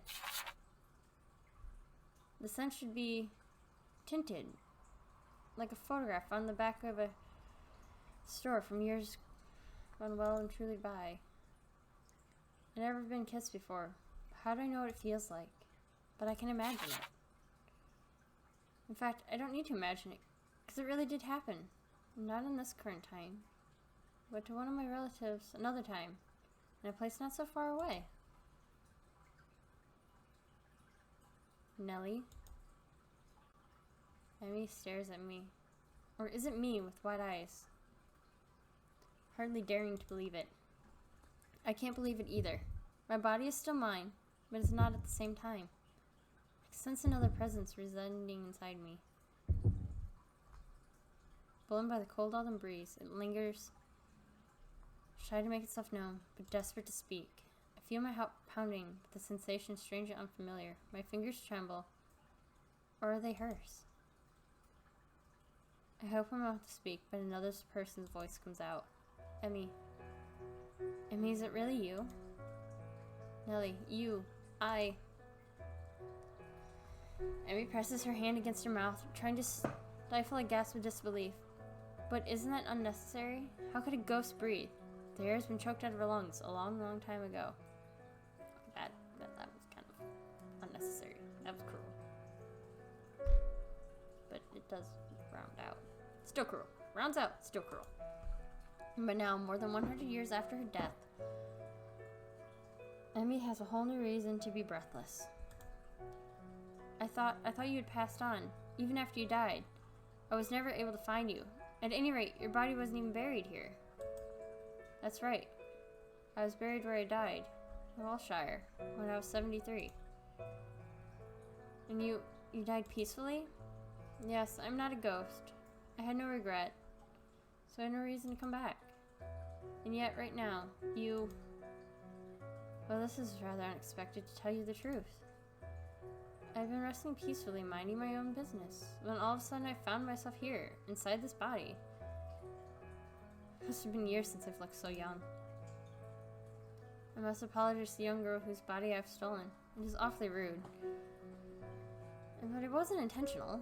Don't worry about it, Nellie. I'm sure Verity won't mind. Verity. That's strange. I don't think that was her name. At any rate, I must thank Miss Verity for her kindness. Sharing one's identity with someone else is quite a gesture. It must be to other people, but it isn't to me. I already know what it feels like to share my identity with somebody else. I've been living my whole life in Amelia Miller's shadow. Compared to that, a little light possession is nothing. This outfit is hardly appropriate, though. Nellie flushes, tugging at the hem of her school skirt. There is rather too much leg on display. And what about the wind? I'm surprised the girls today don't all catch the death in their... Oh, it's so adorable. You sound like a crotchety old lady, Nellie. I am an old lady. You are too. Stop acting cute. Oh, they're so cute. Emmy giggles, peering at Nellie with a familiar mischievous grin. It's the same grin she wore 150 years ago, during the lazy summer days by the lake. She pressed kisses against Nellie's lips, recite misremembered poetry to her. You still blush like a fair maiden, Nellie. You haven't changed at all. And neither did you, Emmy. Although I hoped you might. The attitude of yours has always been unseemly. Mother agreed. Beatrice Linton wouldn't know fun if it smacked her across the face. My mother was a very admirable woman. She may have been a little strict, but she was nothing without her good points. She was awfully upset when she heard about what happened to you, Emmy. Yes, what happened to poor Emmy. But you, Nellie, did you miss me too? Do you really need to ask that question? I just wanted to make sure. I know that you cried a good deal, and that upset me, but I didn't know. I wanted you to move on and be happy. I truly did, but at the same time, I was also scared and jealous too. You were my first love. You were supposed to be my last love too. Or I suppose you were my last love too, and all the loves that could have come in between. I didn't want to be replaced. You were my one and only. I wanted the same for you. I know you lived a lot longer than I did, and I know I'm being selfish, but when I think about you loving somebody other than me, it hurts. It hurts so much I can hardly stand it. Emmy. Emmy's shoulders shake as though her eyes were red of tears. Maybe crying is a luxury not afforded to ghosts. I'm sure she would have wept if she could. She looks fragile, like a single push might shatter every single bone in her body. Is that why she avoided Nellie? Although she desperately wanted to see how she was? Was it because she was afraid? But she can't run away now. Not anymore. Nellie takes a few steps forward, slow and stumbling in her unfamiliar body. When she reaches Emily, she links their hands and squeezes gently. Emmy giggles, wiping stray tears that never land, chance to fall from the corners of her eyes. Oh, well, this certainly is new. You would have never been so bold in the past, Nellie. Perhaps not, but I have grown up. I have lived a long life. 73 years, was it? 73 years. It was an awfully long time to remain as with the skinny girl who snuck kisses from you in the summer, isn't it? Indeed. It was an awfully long time ago. And yet, despite that, I was never able to forget you. It would be impossible, even if I wanted to. Nellie? Nellie bows her head, perhaps in an attempt to hide her threatened blush. But it does no good. She always used to blush around Emmy, and it hasn't changed.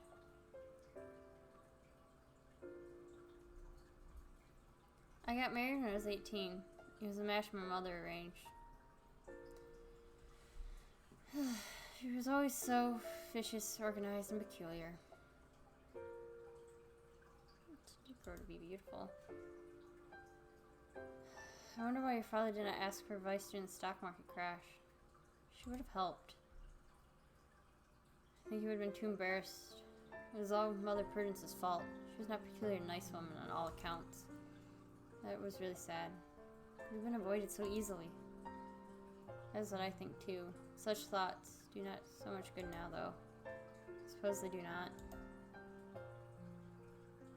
What about your boo? Emmy attempts to smile, though it looks forced and slightly strained at the edges. Was he a good looker, Nellie? Did he sweep you off your feet like a prince in a fairy tale? Of course not. He was a match my mother chose for me. Do you think she would pair her dearest daughter with a freckless soft? So he was sensible, was he? Very sensible. He was twice my age and was already starting to lose his hair, but he was rich and had land and could afford to look after me. To Mom, that was the most important thing. Yeah. And not your happiness? According to my mother, money is the root of all happiness. I would like to disagree, but Emmy looked down at herself, smiling sadly. Given money can be blamed for the sorry state of affairs my family found themselves in, perhaps there's a germ of truth to it. That is a cute necklace. Perhaps I am happy with him in a sense. You loved him? No, I did not love him. He was too old. They were too dissimilar. We did not have a single thing in common. Fortunately, he was not unkind, and though it was more than can be said of some men, I suppose. I'm sorry, Nellie. You don't need to be sorry. I may not be happy. I may not have been happy, but I was not unhappy. My life was rather comfortable, all things considered. But you did not forget about me? No, I did not. I could not. You really did mean the world to me back then, Emmy. And I loved you with all my heart. Only back then. Well, even now, I still care for you. I never stopped caring. I just had to stop remembering.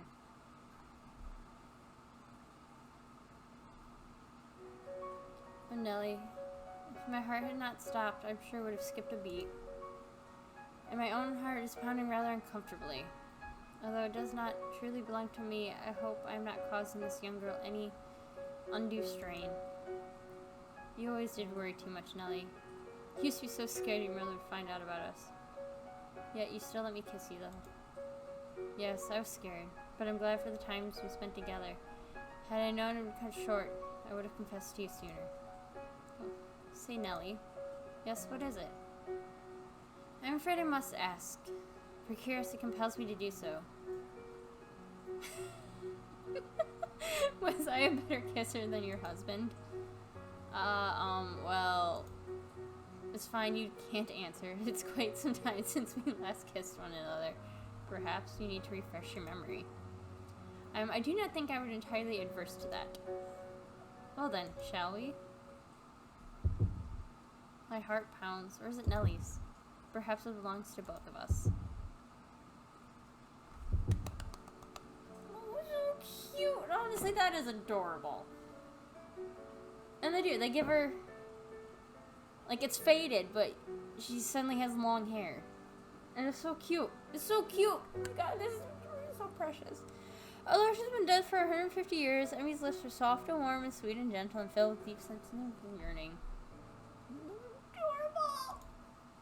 I wonder how long Emmy wanted to kiss Nellie. For how long she'd been sleeping in this graveyard, dreaming unfulfilling dreams of time gone by, when she was young and happy and very much alive. Maybe she thought her dream would never come true. That's why she consigned herself to dreaming, and did not wake up from her sleeping slumber, a ghostly girl, isolated from the rest of the world. But now she finally managed to make her dream come true. Is there any reason for her to haunt this graveyard further? Surely, and all her regrets has been wiped away, like a spring sunshine melting winter snow. She may never understand her dad's motivations for committing such a terrible crime, but I doubt there was a real regret that kept her body tied to this earth. Instead, it was Nellie. For Emmy, it was always Nellie. Emmy, will you come back with me this time, won't you? I've been so lonely without you. What? I thought you would have been enjoying the peace and quiet. You always did say I was a nuisance. You may have bothered me, but I did not mind the attention. Although I enjoyed the calm, it can be rather dull at times. Then I must go with you without delay. I would never want you to feel like you've been abandoned. That'd be far too sad. Yes, I will be waiting. I have encroached upon this girl's body for far too long, and I should give it back. It would be the proper thing to do. You always do care about the proper thing, Nellie. Not enough. Not when it comes to you. Mother will be surprised when she learns. I look forward to seeing the expression on her face. I don't think I've seen Beatrice Linton surprised by anything other before in my life. Yes, well, let us see how it goes, shall we? I like that more than anything in the world. Nellie smiles, taking Emily's hand in her own and squeezes. I will see you on the other side, Emmy. Please do not tarry. It's always been far too long. And with that, I feel myself gradually regaining control of my body. My fingertips twitch, and my eyelids blink, and I inhale the cool autumn air almost greedily, like a drowned maiden resurfacing from ink and black water. My body belonged to me again and only me. My identity, once among Nellie's ego, like a moon orbiting the earth, is finally restored. I never realized until now, I really do have an identity of my own. I may be quiet, I might be shy, my classmates might call me weird, and it doesn't invalidate me as a person. Neither does the fact that Amelia Miller took my name, nor the fact that my dad left me when I was still an embryo in my mother's womb. None of that matters. It is all irrelevant. It does not change the fact that I exist. I am alive. I am the product of all my ancestors before me, a whole string of successful relationships within their own stories to tell, and I have a story of my own. How could I throw my identity away? It may not fit me perfectly, but it's the only one I have. If I don't dislike it, all I need to do is create another. I have that power. Why did I never realize it before? Until it was wrestled away from me by a restless memory of a girl long since dead. Well, the saying must be true.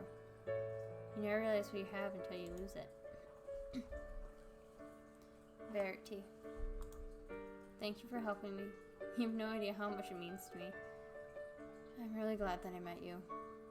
Though I was never able to learn your name. The name, is it a name that belongs to me? I strain my back, inhale a lungful of air, and declare, my name is Toma Andrews. It's a pleasure to meet you, Emmy. Toma, what a cute name. Cute? The only other person to say that was Haiti. Everyone else thinks it's weird. Well, maybe I shouldn't say that. Nellie will get jealous. I think it's perfectly charming, though. Why did you not wish to share it with me? I'm not entirely sure. I was embarrassed. You're embarrassed by your name? That's right. I think I realized something. I don't want to be embarrassed anymore. Maybe I was able to teach you something. That was another one of my dreams. Your dreams? Yes, I do love English literature. I would have enjoyed being a tutor. And there might have been something different through the period I lived in. But it seems times are starting to change. Maybe I looked down at my school skirt and felt myself flushing. Why is my skirt such a point of public interest? It isn't that short, is it? If Emmy and Nellie are scandalous by my skirt, they should see Emmy Hargraves. That would knock them unconscious. I hope you have a pleasant life, dear Toma. When time comes, you'll have to tell me about it. Don't worry, I will. I'll go on all kinds of adventures. I'll get some stories, real stories, to share with you. I can't wait. Seems like the next century is going to be very interesting indeed. With a cheerful giggle, Emmy's body begins to disappear from the world. She fades away. There becomes nothing more of a memory. I pinch my arm. It hurts. Guess it wasn't a dream at all. I really did meet the ghost of Emmeline Burns. I really did meet my long-lost ancestor. Mom would be so jealous. A silly smile rises from my lips despite myself. I couldn't help but giggle. I don't know if my body ever felt this light. I need to keep moving forward no matter what happens. I should try to be more like Emmy, who didn't give up on her dreams, even after she died. Could use some willpower like that. Probably because the strength of will that Nellie fell in love with her, wouldn't it? Despite her sad story, Emmeline Burns really is beautiful. I hope that I, Toma Andrews. A recovering victim of identity theft can someday be as beautiful as her.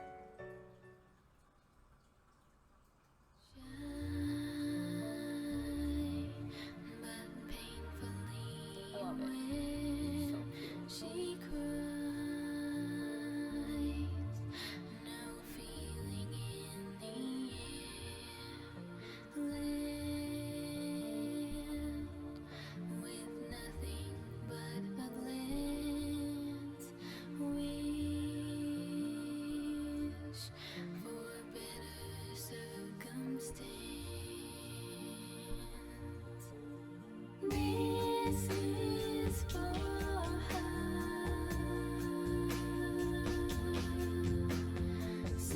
cute.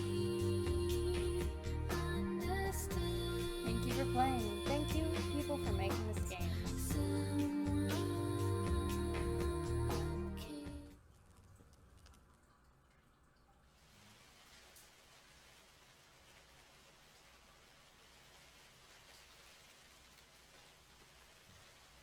Anybody else see some similarities right there? Keep it real. I love it. It's really coming down fast. The sky overhead is steely, slate gray, and completely overcast with clouds. The rain falls down in an endless stream, beating maliciously against the ground. This is just great. The curls are gonna fall out of my hair. At least we're able to get our shopping done before it started. I suppose so. It's so dreary, though. Katie frowns, fiddling with one of her curls with the tip of her index finger. She must have spent a long time with curls this morning. Katie sometimes a perfectionist, so she spends a lot of time on everything. Her handwriting is incredibly neat, an elegant flowy script that looks out of place in an 18th century manuscript. Looks like it wouldn't be out of place in an 18th century manuscript. But it takes her small eternity to do her homework. Sadly, the dampness in the atmosphere has taken a toll on her curls. They no longer look as curly as they did a few hours ago. Katie's hair has been deflating slowly throughout the day, but the sudden downpour must have been the last straw. It's alright, Katie. I paused, shifting the plastic bench so cold beneath the exposed back of my thighs. It bites through the thin fabric of my socks. I shiver. Maybe I should have worn something more seasonally appropriate, but I didn't think it was going to rain this much. I didn't even bring an umbrella. I know it was foggy this morning. It's been foggy every single morning for the last 2 weeks. It didn't rain then. I guess I was just unlucky. I still think it looks nice. You do? That's right. You're very pretty, you know. Katie blinks. She looks a little perplexed, but only for a few moments. Where is this coming from? Do you feel guilty about the money? No, it isn't that really. Well, I wonder. You don't need to feel indebted. I've told you enough times. It's only £5. You can pay me back whenever. Or you can keep quiet about it until I forget. Whatever works for you. I never do that. That's wrong. I'll pay you back no matter what, even if you have to sell off my kidneys. You'd go that far if you could find anybody willing to make an offer. You're so devious, like a puppy. This is why I don't mind lending money to you. I trust you. Thank you. No, thank you. I don't do anything to be thankful for, though. My mother always says, honesty is the best policy. It should be the only policy. I wish everybody was pure as you, Toma. Katie always lended me money. Her parents are a good deal richer than mine, and I think she feels kind of guilty about it. I appreciate it. But I wasn't asking about the money earlier. I wanted to pay her a genuine compliment. That's how I generally feel. I hate it's hard to express myself sometimes, though. I've been friends with Haiti since we were both primary school. I'm still bad at expressing myself around her. Maybe that's because last year or so, I began to regard her as something more than just a friend. I wonder if it's inevitable. I mean, she's the only real friend I have, and we've always sit together at lunch. We group together in PE. We have sleepovers at each other's house. Since I see so much of her, it might be natural that I start to like her like that. There isn't anybody else for me to get attached to. I'm too shy to talk to others, so I don't have many choices. I know some of the girls in my class have crushes on celebrities, actors, singers, sports stars. I don't really understand that. How can you like somebody you've never met? I didn't even know anything about them. Haiti is the only person my age I felt peculiar close to. There must be more to my feelings than that, though. Haiti's pretty, and she's kind, and she makes me laugh. She likes romantic stories. She likes to read. She loves places like those old-fashioned photography parlors where you get to wear ruffled dresses and act like Victorian ladies. I don't think she doesn't think it's weird that I like to spend time in graveyards. Maybe that's because her interests are similar, old-fashioned, and slightly different. When Haiti learned I cut school Friday because I was loitering around the cemetery, she just nodded her head. Sounds like you, Toma. Haiti understands me. At least I think she does. I hope I can understand her too, just a little bit. I wonder if that's what love is. Understanding somebody else. That might be why I find it so hard to love myself. I have no idea who I was. Only vague hopes about who I wanted to be. But that's in the past now. At least I hope it is. You know, you've been acting a little off lately, Toma. Off? Haiti nods. Like, not in a bad way, just a bit different, that's all. You really think so? Yeah, I mean, you actually skipped school, for one thing. I never expected it from a model student like you. My mother didn't expect it either. She was kind of mad about it.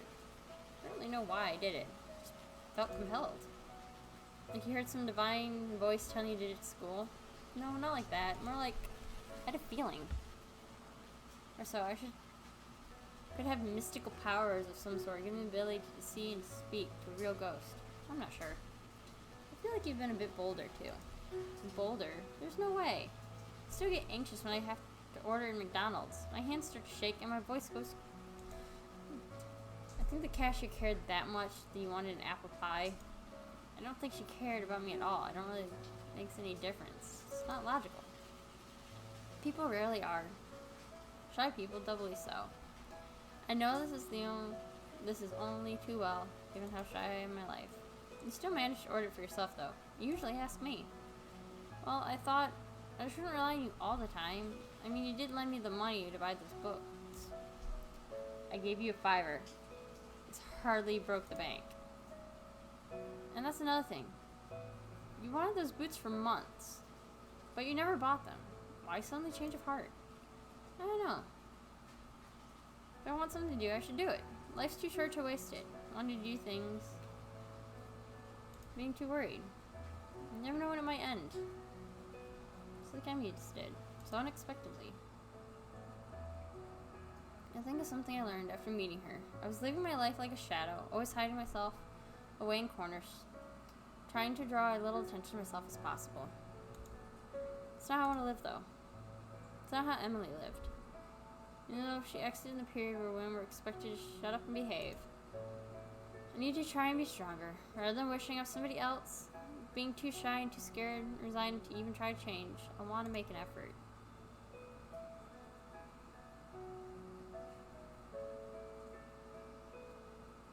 I try to recall Emmy now, her soft curls, her soft lips, the purple bruise that stood out against her pale skin, but those attributes feel like nothing more than a list. They're not real to me anymore. They once were, because I can't see them. I may never ever see him again, not now that she's passed to the other side. You think seeing a ghost, then being possessed by her departed lover, would leave more of a lasting impression, but I guess not. Life continues on. Even Emmy and Nellie, whose lives have ended, move on. I need to keep going too. I haven't told any about what I saw. Who would believe me? They all think I was delusional. I'm half tempted to believe what I saw might be a delusion. But not from the memories that still lingered, ghosts-like in the back of my brain. A large lake at the Langton estate. The taste of raspberry lemonade in a long, luxurious summer. Fingers against my skin, running through my hair, tracing patterns against my collarbone. Sensation of lips against my own, but they are not mine. These are Nellie's. These are her memories, and I have no business clinging onto them like this. But I can't help myself. When she possessed me, our beings merged, and I hold within me all what she did, in duplicate. But they're still there nonetheless. The borrowed memories have already started to slip away piece by piece. I mean dreams, however. I close my eyes at night, and they're still not gone. If I close my eyes and wrinkle my brow and concentrate as hard as I can bring those images to the forefront of my mind once more. I know it feels like it's being kissed on the forehead, the nose, the cheeks, the neck, the lips, by the girl I love. But I've never been kissed before, not truly. It makes me curious. What would it feel like? Kiss her, kiss her, kiss her, kiss her. I glance at Haiti from beneath my lashes. She notices and I flush. Is there something wrong? Do I have something on my face? No, it's not that. I was just thinking. Kiss her, kiss her. Of what? A memory. 2 young girls, drenched in the rain, startled by a sudden downpour. One of them laughing delight, the other sighs wringing out her hair. They bicker back and forth until they appear in truce, cold embrace, with damp clothes and damp bodies. Fingers run through hair, teasing like lank locks, brushing raindrops away from pale cheeks, lips meet together, their mouths are hot. It's not my memory. It's not something I should be remembering. I should try to forget it, ignore it, but I can't. Haiti, Yes, what is it? I wasn't joking earlier. I really think you're pretty, you know. You're behaving weirdly sentimental today. Have you been diagnosed with terminal disease, have you? No, what? Why would you think that? Because you're being all impulsive lately. Taking more chances. That's what people do when they find out they're gonna die soon. Or when they win the lottery. Katie frowns. Hey Tomo, if you won the lottery, you would have told me. You'd be really annoyed. I want this $5 back now, with interest. Hi, his butt. I start to laugh and give her a small push. She's almost overbalanced, but she's able to right herself at the last minute. Of course, I haven't won the lottery, and I'm not old enough to buy a ticket. And the terminal illness? I don't have a terminal illness. At least I don't think I do. I frown, newly serious. My nose wrinkles. Is it really that weird that I want to pay you a compliment? Is she trying to brush me off because she's feeling awkward? Is she? I don't want to make Katie uncomfortable. She's one of my only friends. That's why I can't tell her how I feel. Even when I find myself thinking of her at odd moments and missing her when she isn't around. I don't want her to abandon me. I still don't. But if Haiti... Should I try to have more faith? I've never had any faith in my life, but she remains my friend for almost a decade. Longer than half my life. I don't think she'd like me any less if I told her how I felt. She might think it's less strange. She may not understand. But I don't really understand it either. Maybe I don't need to. I don't know if Emmy and Nellie did. Why does everything have to happen for a reason? Why can't things just happen?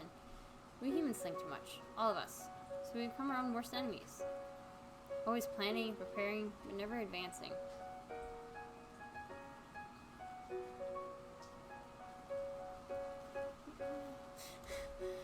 I'm tired of that. Spurred by the memories of Emmy and Nellie, I was able to gather my courage. It's still weak and small, and there isn't much of it, but it's all mine, all the same, and it matters. I matter. My feelings matter. Haiti, I take my lap, my face bright pink, my voice sticks in my throat for a moment, but it's only for a moment. I don't want to back down now. I've liked you for a while, maybe for a few months, maybe longer, I don't know. Think maybe I like you more than a friend, and you might think that is strange, but I'm sorry, I'm a strange person, you should know. You should be used to it. There's a small silence broken by sudden falling rain, and I can hear my heart pounding inside my chest beneath my shirt. What does she think? What kind of expression is she making? I want to lift my head and see, but at the same time I'm scared. No, I managed to confess. It doesn't mean I'm not afraid. I'm more afraid than ever, but it feels like the weight has been lifted from my chest, and it makes me think that it was all worth a while. Even if nothing else comes of it, I'm satisfied. I don't need anything more. That's what I try to tell myself. But the thoughts vanish as soon as I feel a soft, warm sensation envelop my right hand.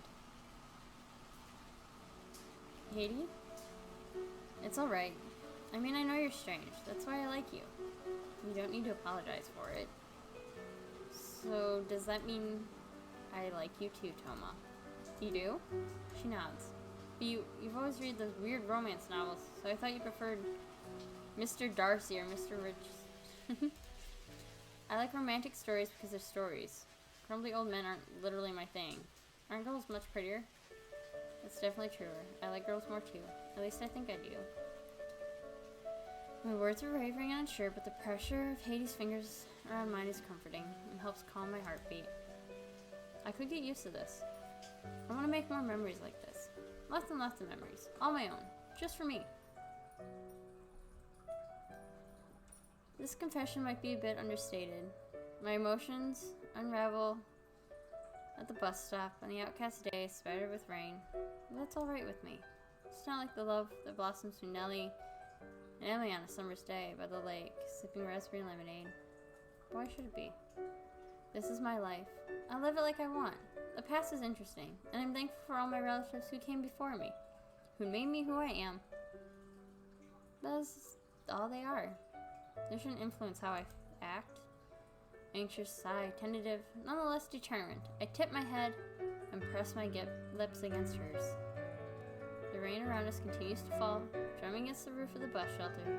The two of us sit there silently, sharing our first kiss, waiting for a bus that might never come. I hope it doesn't. I want this moment to last forever.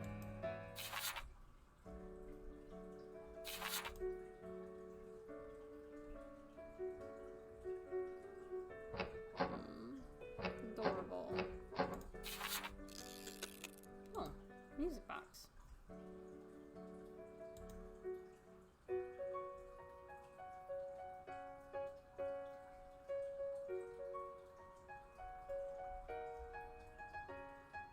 That's adorable. And then, yeah, extra scene. We get extras. Oh, I love this story. It's so cute. Sunlight streams through the open window, illuminating stray particles of dust as they dance through the air. The gilt-edged mirror of Emmy's wall shimmered. The surface sparkled like the edge of a cut jewel.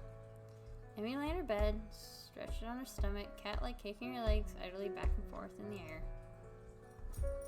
Nellie sat beside her, arms around her legs, knees under her chin, taking further less space than Emmy was. Nellie was attempting to read a book, but Emmy kept tutting and sighing, making such a fuss. Nellie could not help but be distracted. What are you doing, Emmy? I'm supposed to be reading this. She gestured to the thick tome of poetry lying on the bed before her, hefty enough to knock a man's teeth out. It's so tedious, unspeakably dull. I fear I'll go quite mad. Did Miss Warren tell you to read that? You mean Ellie? You still call her Ellie. I can call her Ellie what I please. She's under the employment of my father, and she should accept whatever name I fit to give her. You, my dear Emmy, are quite a piece of work. I feel terribly sorry for Miss Warren. You do not feel sorry for her. Feel sorry for me. I'm the one who has been tasked to read this drivel. Although it's so boring, I would rather drive a rusty spike through my head. Nellie shifts slightly on my bed, squirming. Holding one hand to her chest, Nellie, especially, has always been pale, yet it looked even paler now. Must she be so gruesome? I can't help myself. Gothic is so much vague right now. I believe that was back in the late 1790s. You're half a century too late to engage in this particular fashion trend, Emmy. Well, I wish I was reading Radcliffe instead of this nonsense. Why should I care about a leech gatherer, of all people? The very notion that some people are so poor they must gather leeches to make a living is depressing enough without reflecting upon it in verse form. Okay, now I like Emmy a little less. Oh, Wordsworth is it. Wordsworth indeed. He uses rather too many words. I don't understand why Ellie, nay, of all of England, is so with him. I wonder lonely as cloud indeed. I don't understand why you dislike him so. I thought you liked poetry. I do like poetry. This is not the sort of poetry I like. You should try to focus on the elements of poetry you enjoy, rather than leaning on those which you despise. There's nothing about his poetry I enjoy, Nellie. I can't stand all of the poor people. I understand how often our general friend Mr. Warnsworth mingled with leech gatherers and country pastors. Emmy snorts in a manner that was not entirely dissimilar to a horse, and slams her collected works of William Wordsmith shut. She slammed with such force she very nearly sliced her fingers. I was only able to draw her violent digits for the last second. I can't be doing with all this nonsense. Not such a lovely day. I would much rather experience nature with my own sense than read it within these dusty pages written by a dusty old man. But what is Miss Warren? She will scold you if you don't finish your reading. Why should I care about an old spinster things? She likes William Wordsworth. A lot of people like him. He has the poet. A lot of people were awful stupid then. You should not speak ill of him like that. He was a great man and he died only 1 year hence. It's rather too soon to insult him. You've not given his body a chance to cool yet. Cold or not, I doubt he'll care much about what I think now. Being dead is a tendency with the ability to care of such things. Say what you will, I still don't think it's appropriate. I don't think anything is appropriate, Nellie. It's no wonder you let me kiss you as I do. Giggling mischievously, Emily sets herself up, presses an unexpected kiss against Nellie's neck. Nellie twitched, her eyelashes fluttered. You're a vampire, Emmy. I feel like you get along far better with Lord Brian versus Mr.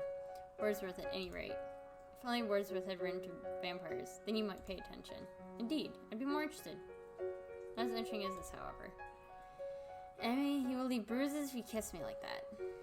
At least, despite Nellie's feeble yeah, you see the word. She found herself inclining her head, giving Emmy further access to the white landscape of neck that made up her neck. Her collarbone and part of her chest swore more like pink fabric on her skin. Emmy giggled devilishly, pressing yet another kiss against Nellie's neck, lower down this time. You say that, but I know you don't truly mind. I may not mind, but my mother. Oh yes, how could I forget? If your mother caught you with bruises on your fair neck, she may grow suspicious. That was what I was thinking. Although Emmy no longer kisses Nellie, Nellie's voice escapes from her lips with a soft gasp, lighter than usual, the syllables strung together like strutters. Her heart was pounding far too fast, dyeing her cheeks dark crimson. In word, Nellie scolded herself. She's just like these silly, swooning girl women in books, pining for men. Her mother had not raised her to be like this. Citing the fact that Emmy was another girl aside, which was a rather important fact, but one Nellie did not care to examine, Nellie knew her own conduct was nothing short of shameful. She could hardly breathe, and her heart felt as though it was beating inside her mouth. No matter how she tried, she could not further her composure. Nellie had a curious effect upon her, much like a drug. Nellie was a little better than a hopeless opium addicted, hardly able to function without Emmy's kisses and caresses. Yet, Nellie would have never changed her real relationship with Emmy for the world. Your mother might have suspected you've been engaged in a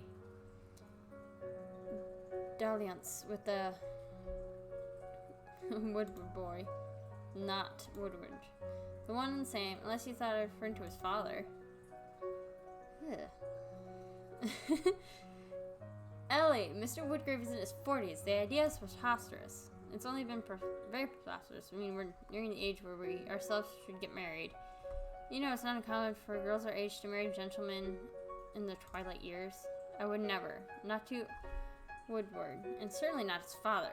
I would rather die. So glad to hear you say that. My feelings quite mutual. Do you know why you had to ask to begin with? My feelings are not to be obvious. What do you mean? I mean, well...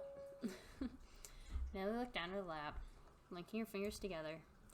Even though it may be making me less of a woman, or at least not the woman my parents wish me to be, I can't bring myself to care. You're the one I love, Emmy. Your hatred for Mr. Worms aside, I do not want to think about getting married to a man. I do not even want to contemplate it. Emily blinks for a few moments, momentarily surprised by Nellie's sudden outburst of honesty. The surprise soon wore off, however, was replaced with a gentle smile. I feel quite the same. I do not even care if I become an old spinster like poor Ellie. I just want to be with you, no matter what. Oh, so adorable. The next day. What are you doing, Emmy? Drawing. Drawing. I thought you were supposed to be reading more Wordsworth poetry. I attempted to do so, but it's so very dull. That's when I had this excellent idea. Yes? Nellie frowned deep and she folded her arms. Although she did not want to question Emmy, she did wonder. She always did wonder when Emmy claimed to have struck upon excellent ideas, and just how excellent the idea really was. The last time Emmy had bestowed such an excellent idea, she had hidden a slug in the pocket of long Mrs. Warren's overcoat, and the poor woman had shrieked loud enough upon his discovery to rouse even... oh, from his... You see, I simply remembered what you told me earlier, my dear Nellie. And what was that? You told me to try and find something in Mr. Wordsworth's poems that I found interesting. And did you? Of course not. I already told you. I can't stand his works.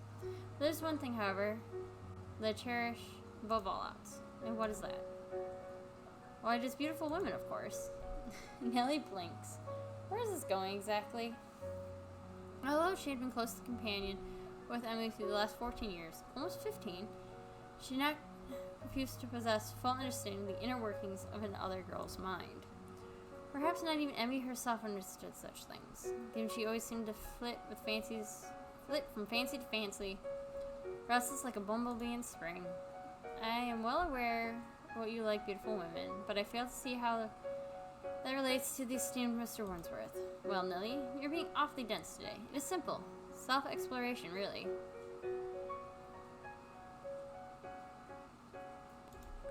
Is it? Yes, I see now. In order to truly appreciate Mr. Wordsworth's works, I should reimagine him, the poet himself, into a form more suited of my desires. That is, I should imagine his body of poetry came not from the hand of a pompous, self-obsessed old git with a big nose, but from a young and beautiful woman. Look, look.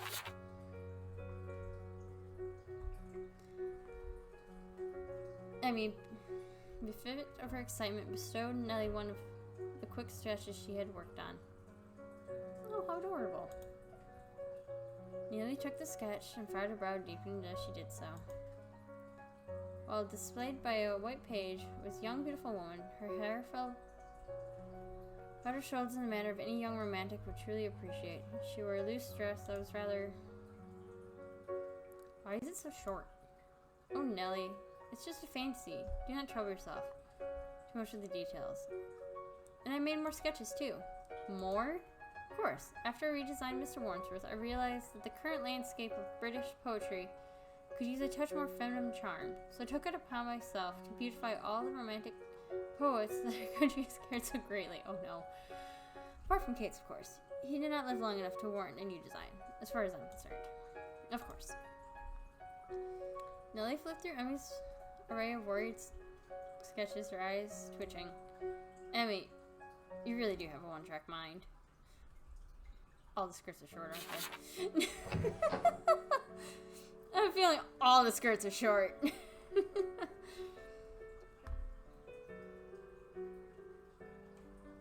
It is a sad story, but it's a touching story and a loving story.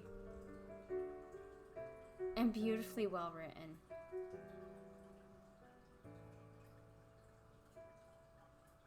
I am honestly upset with myself for letting this stay in my game library for as long as it did without acknowledging it and doing and playing it and reading it.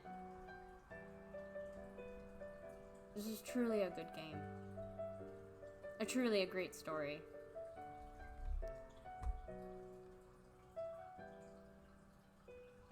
The story of Emmy.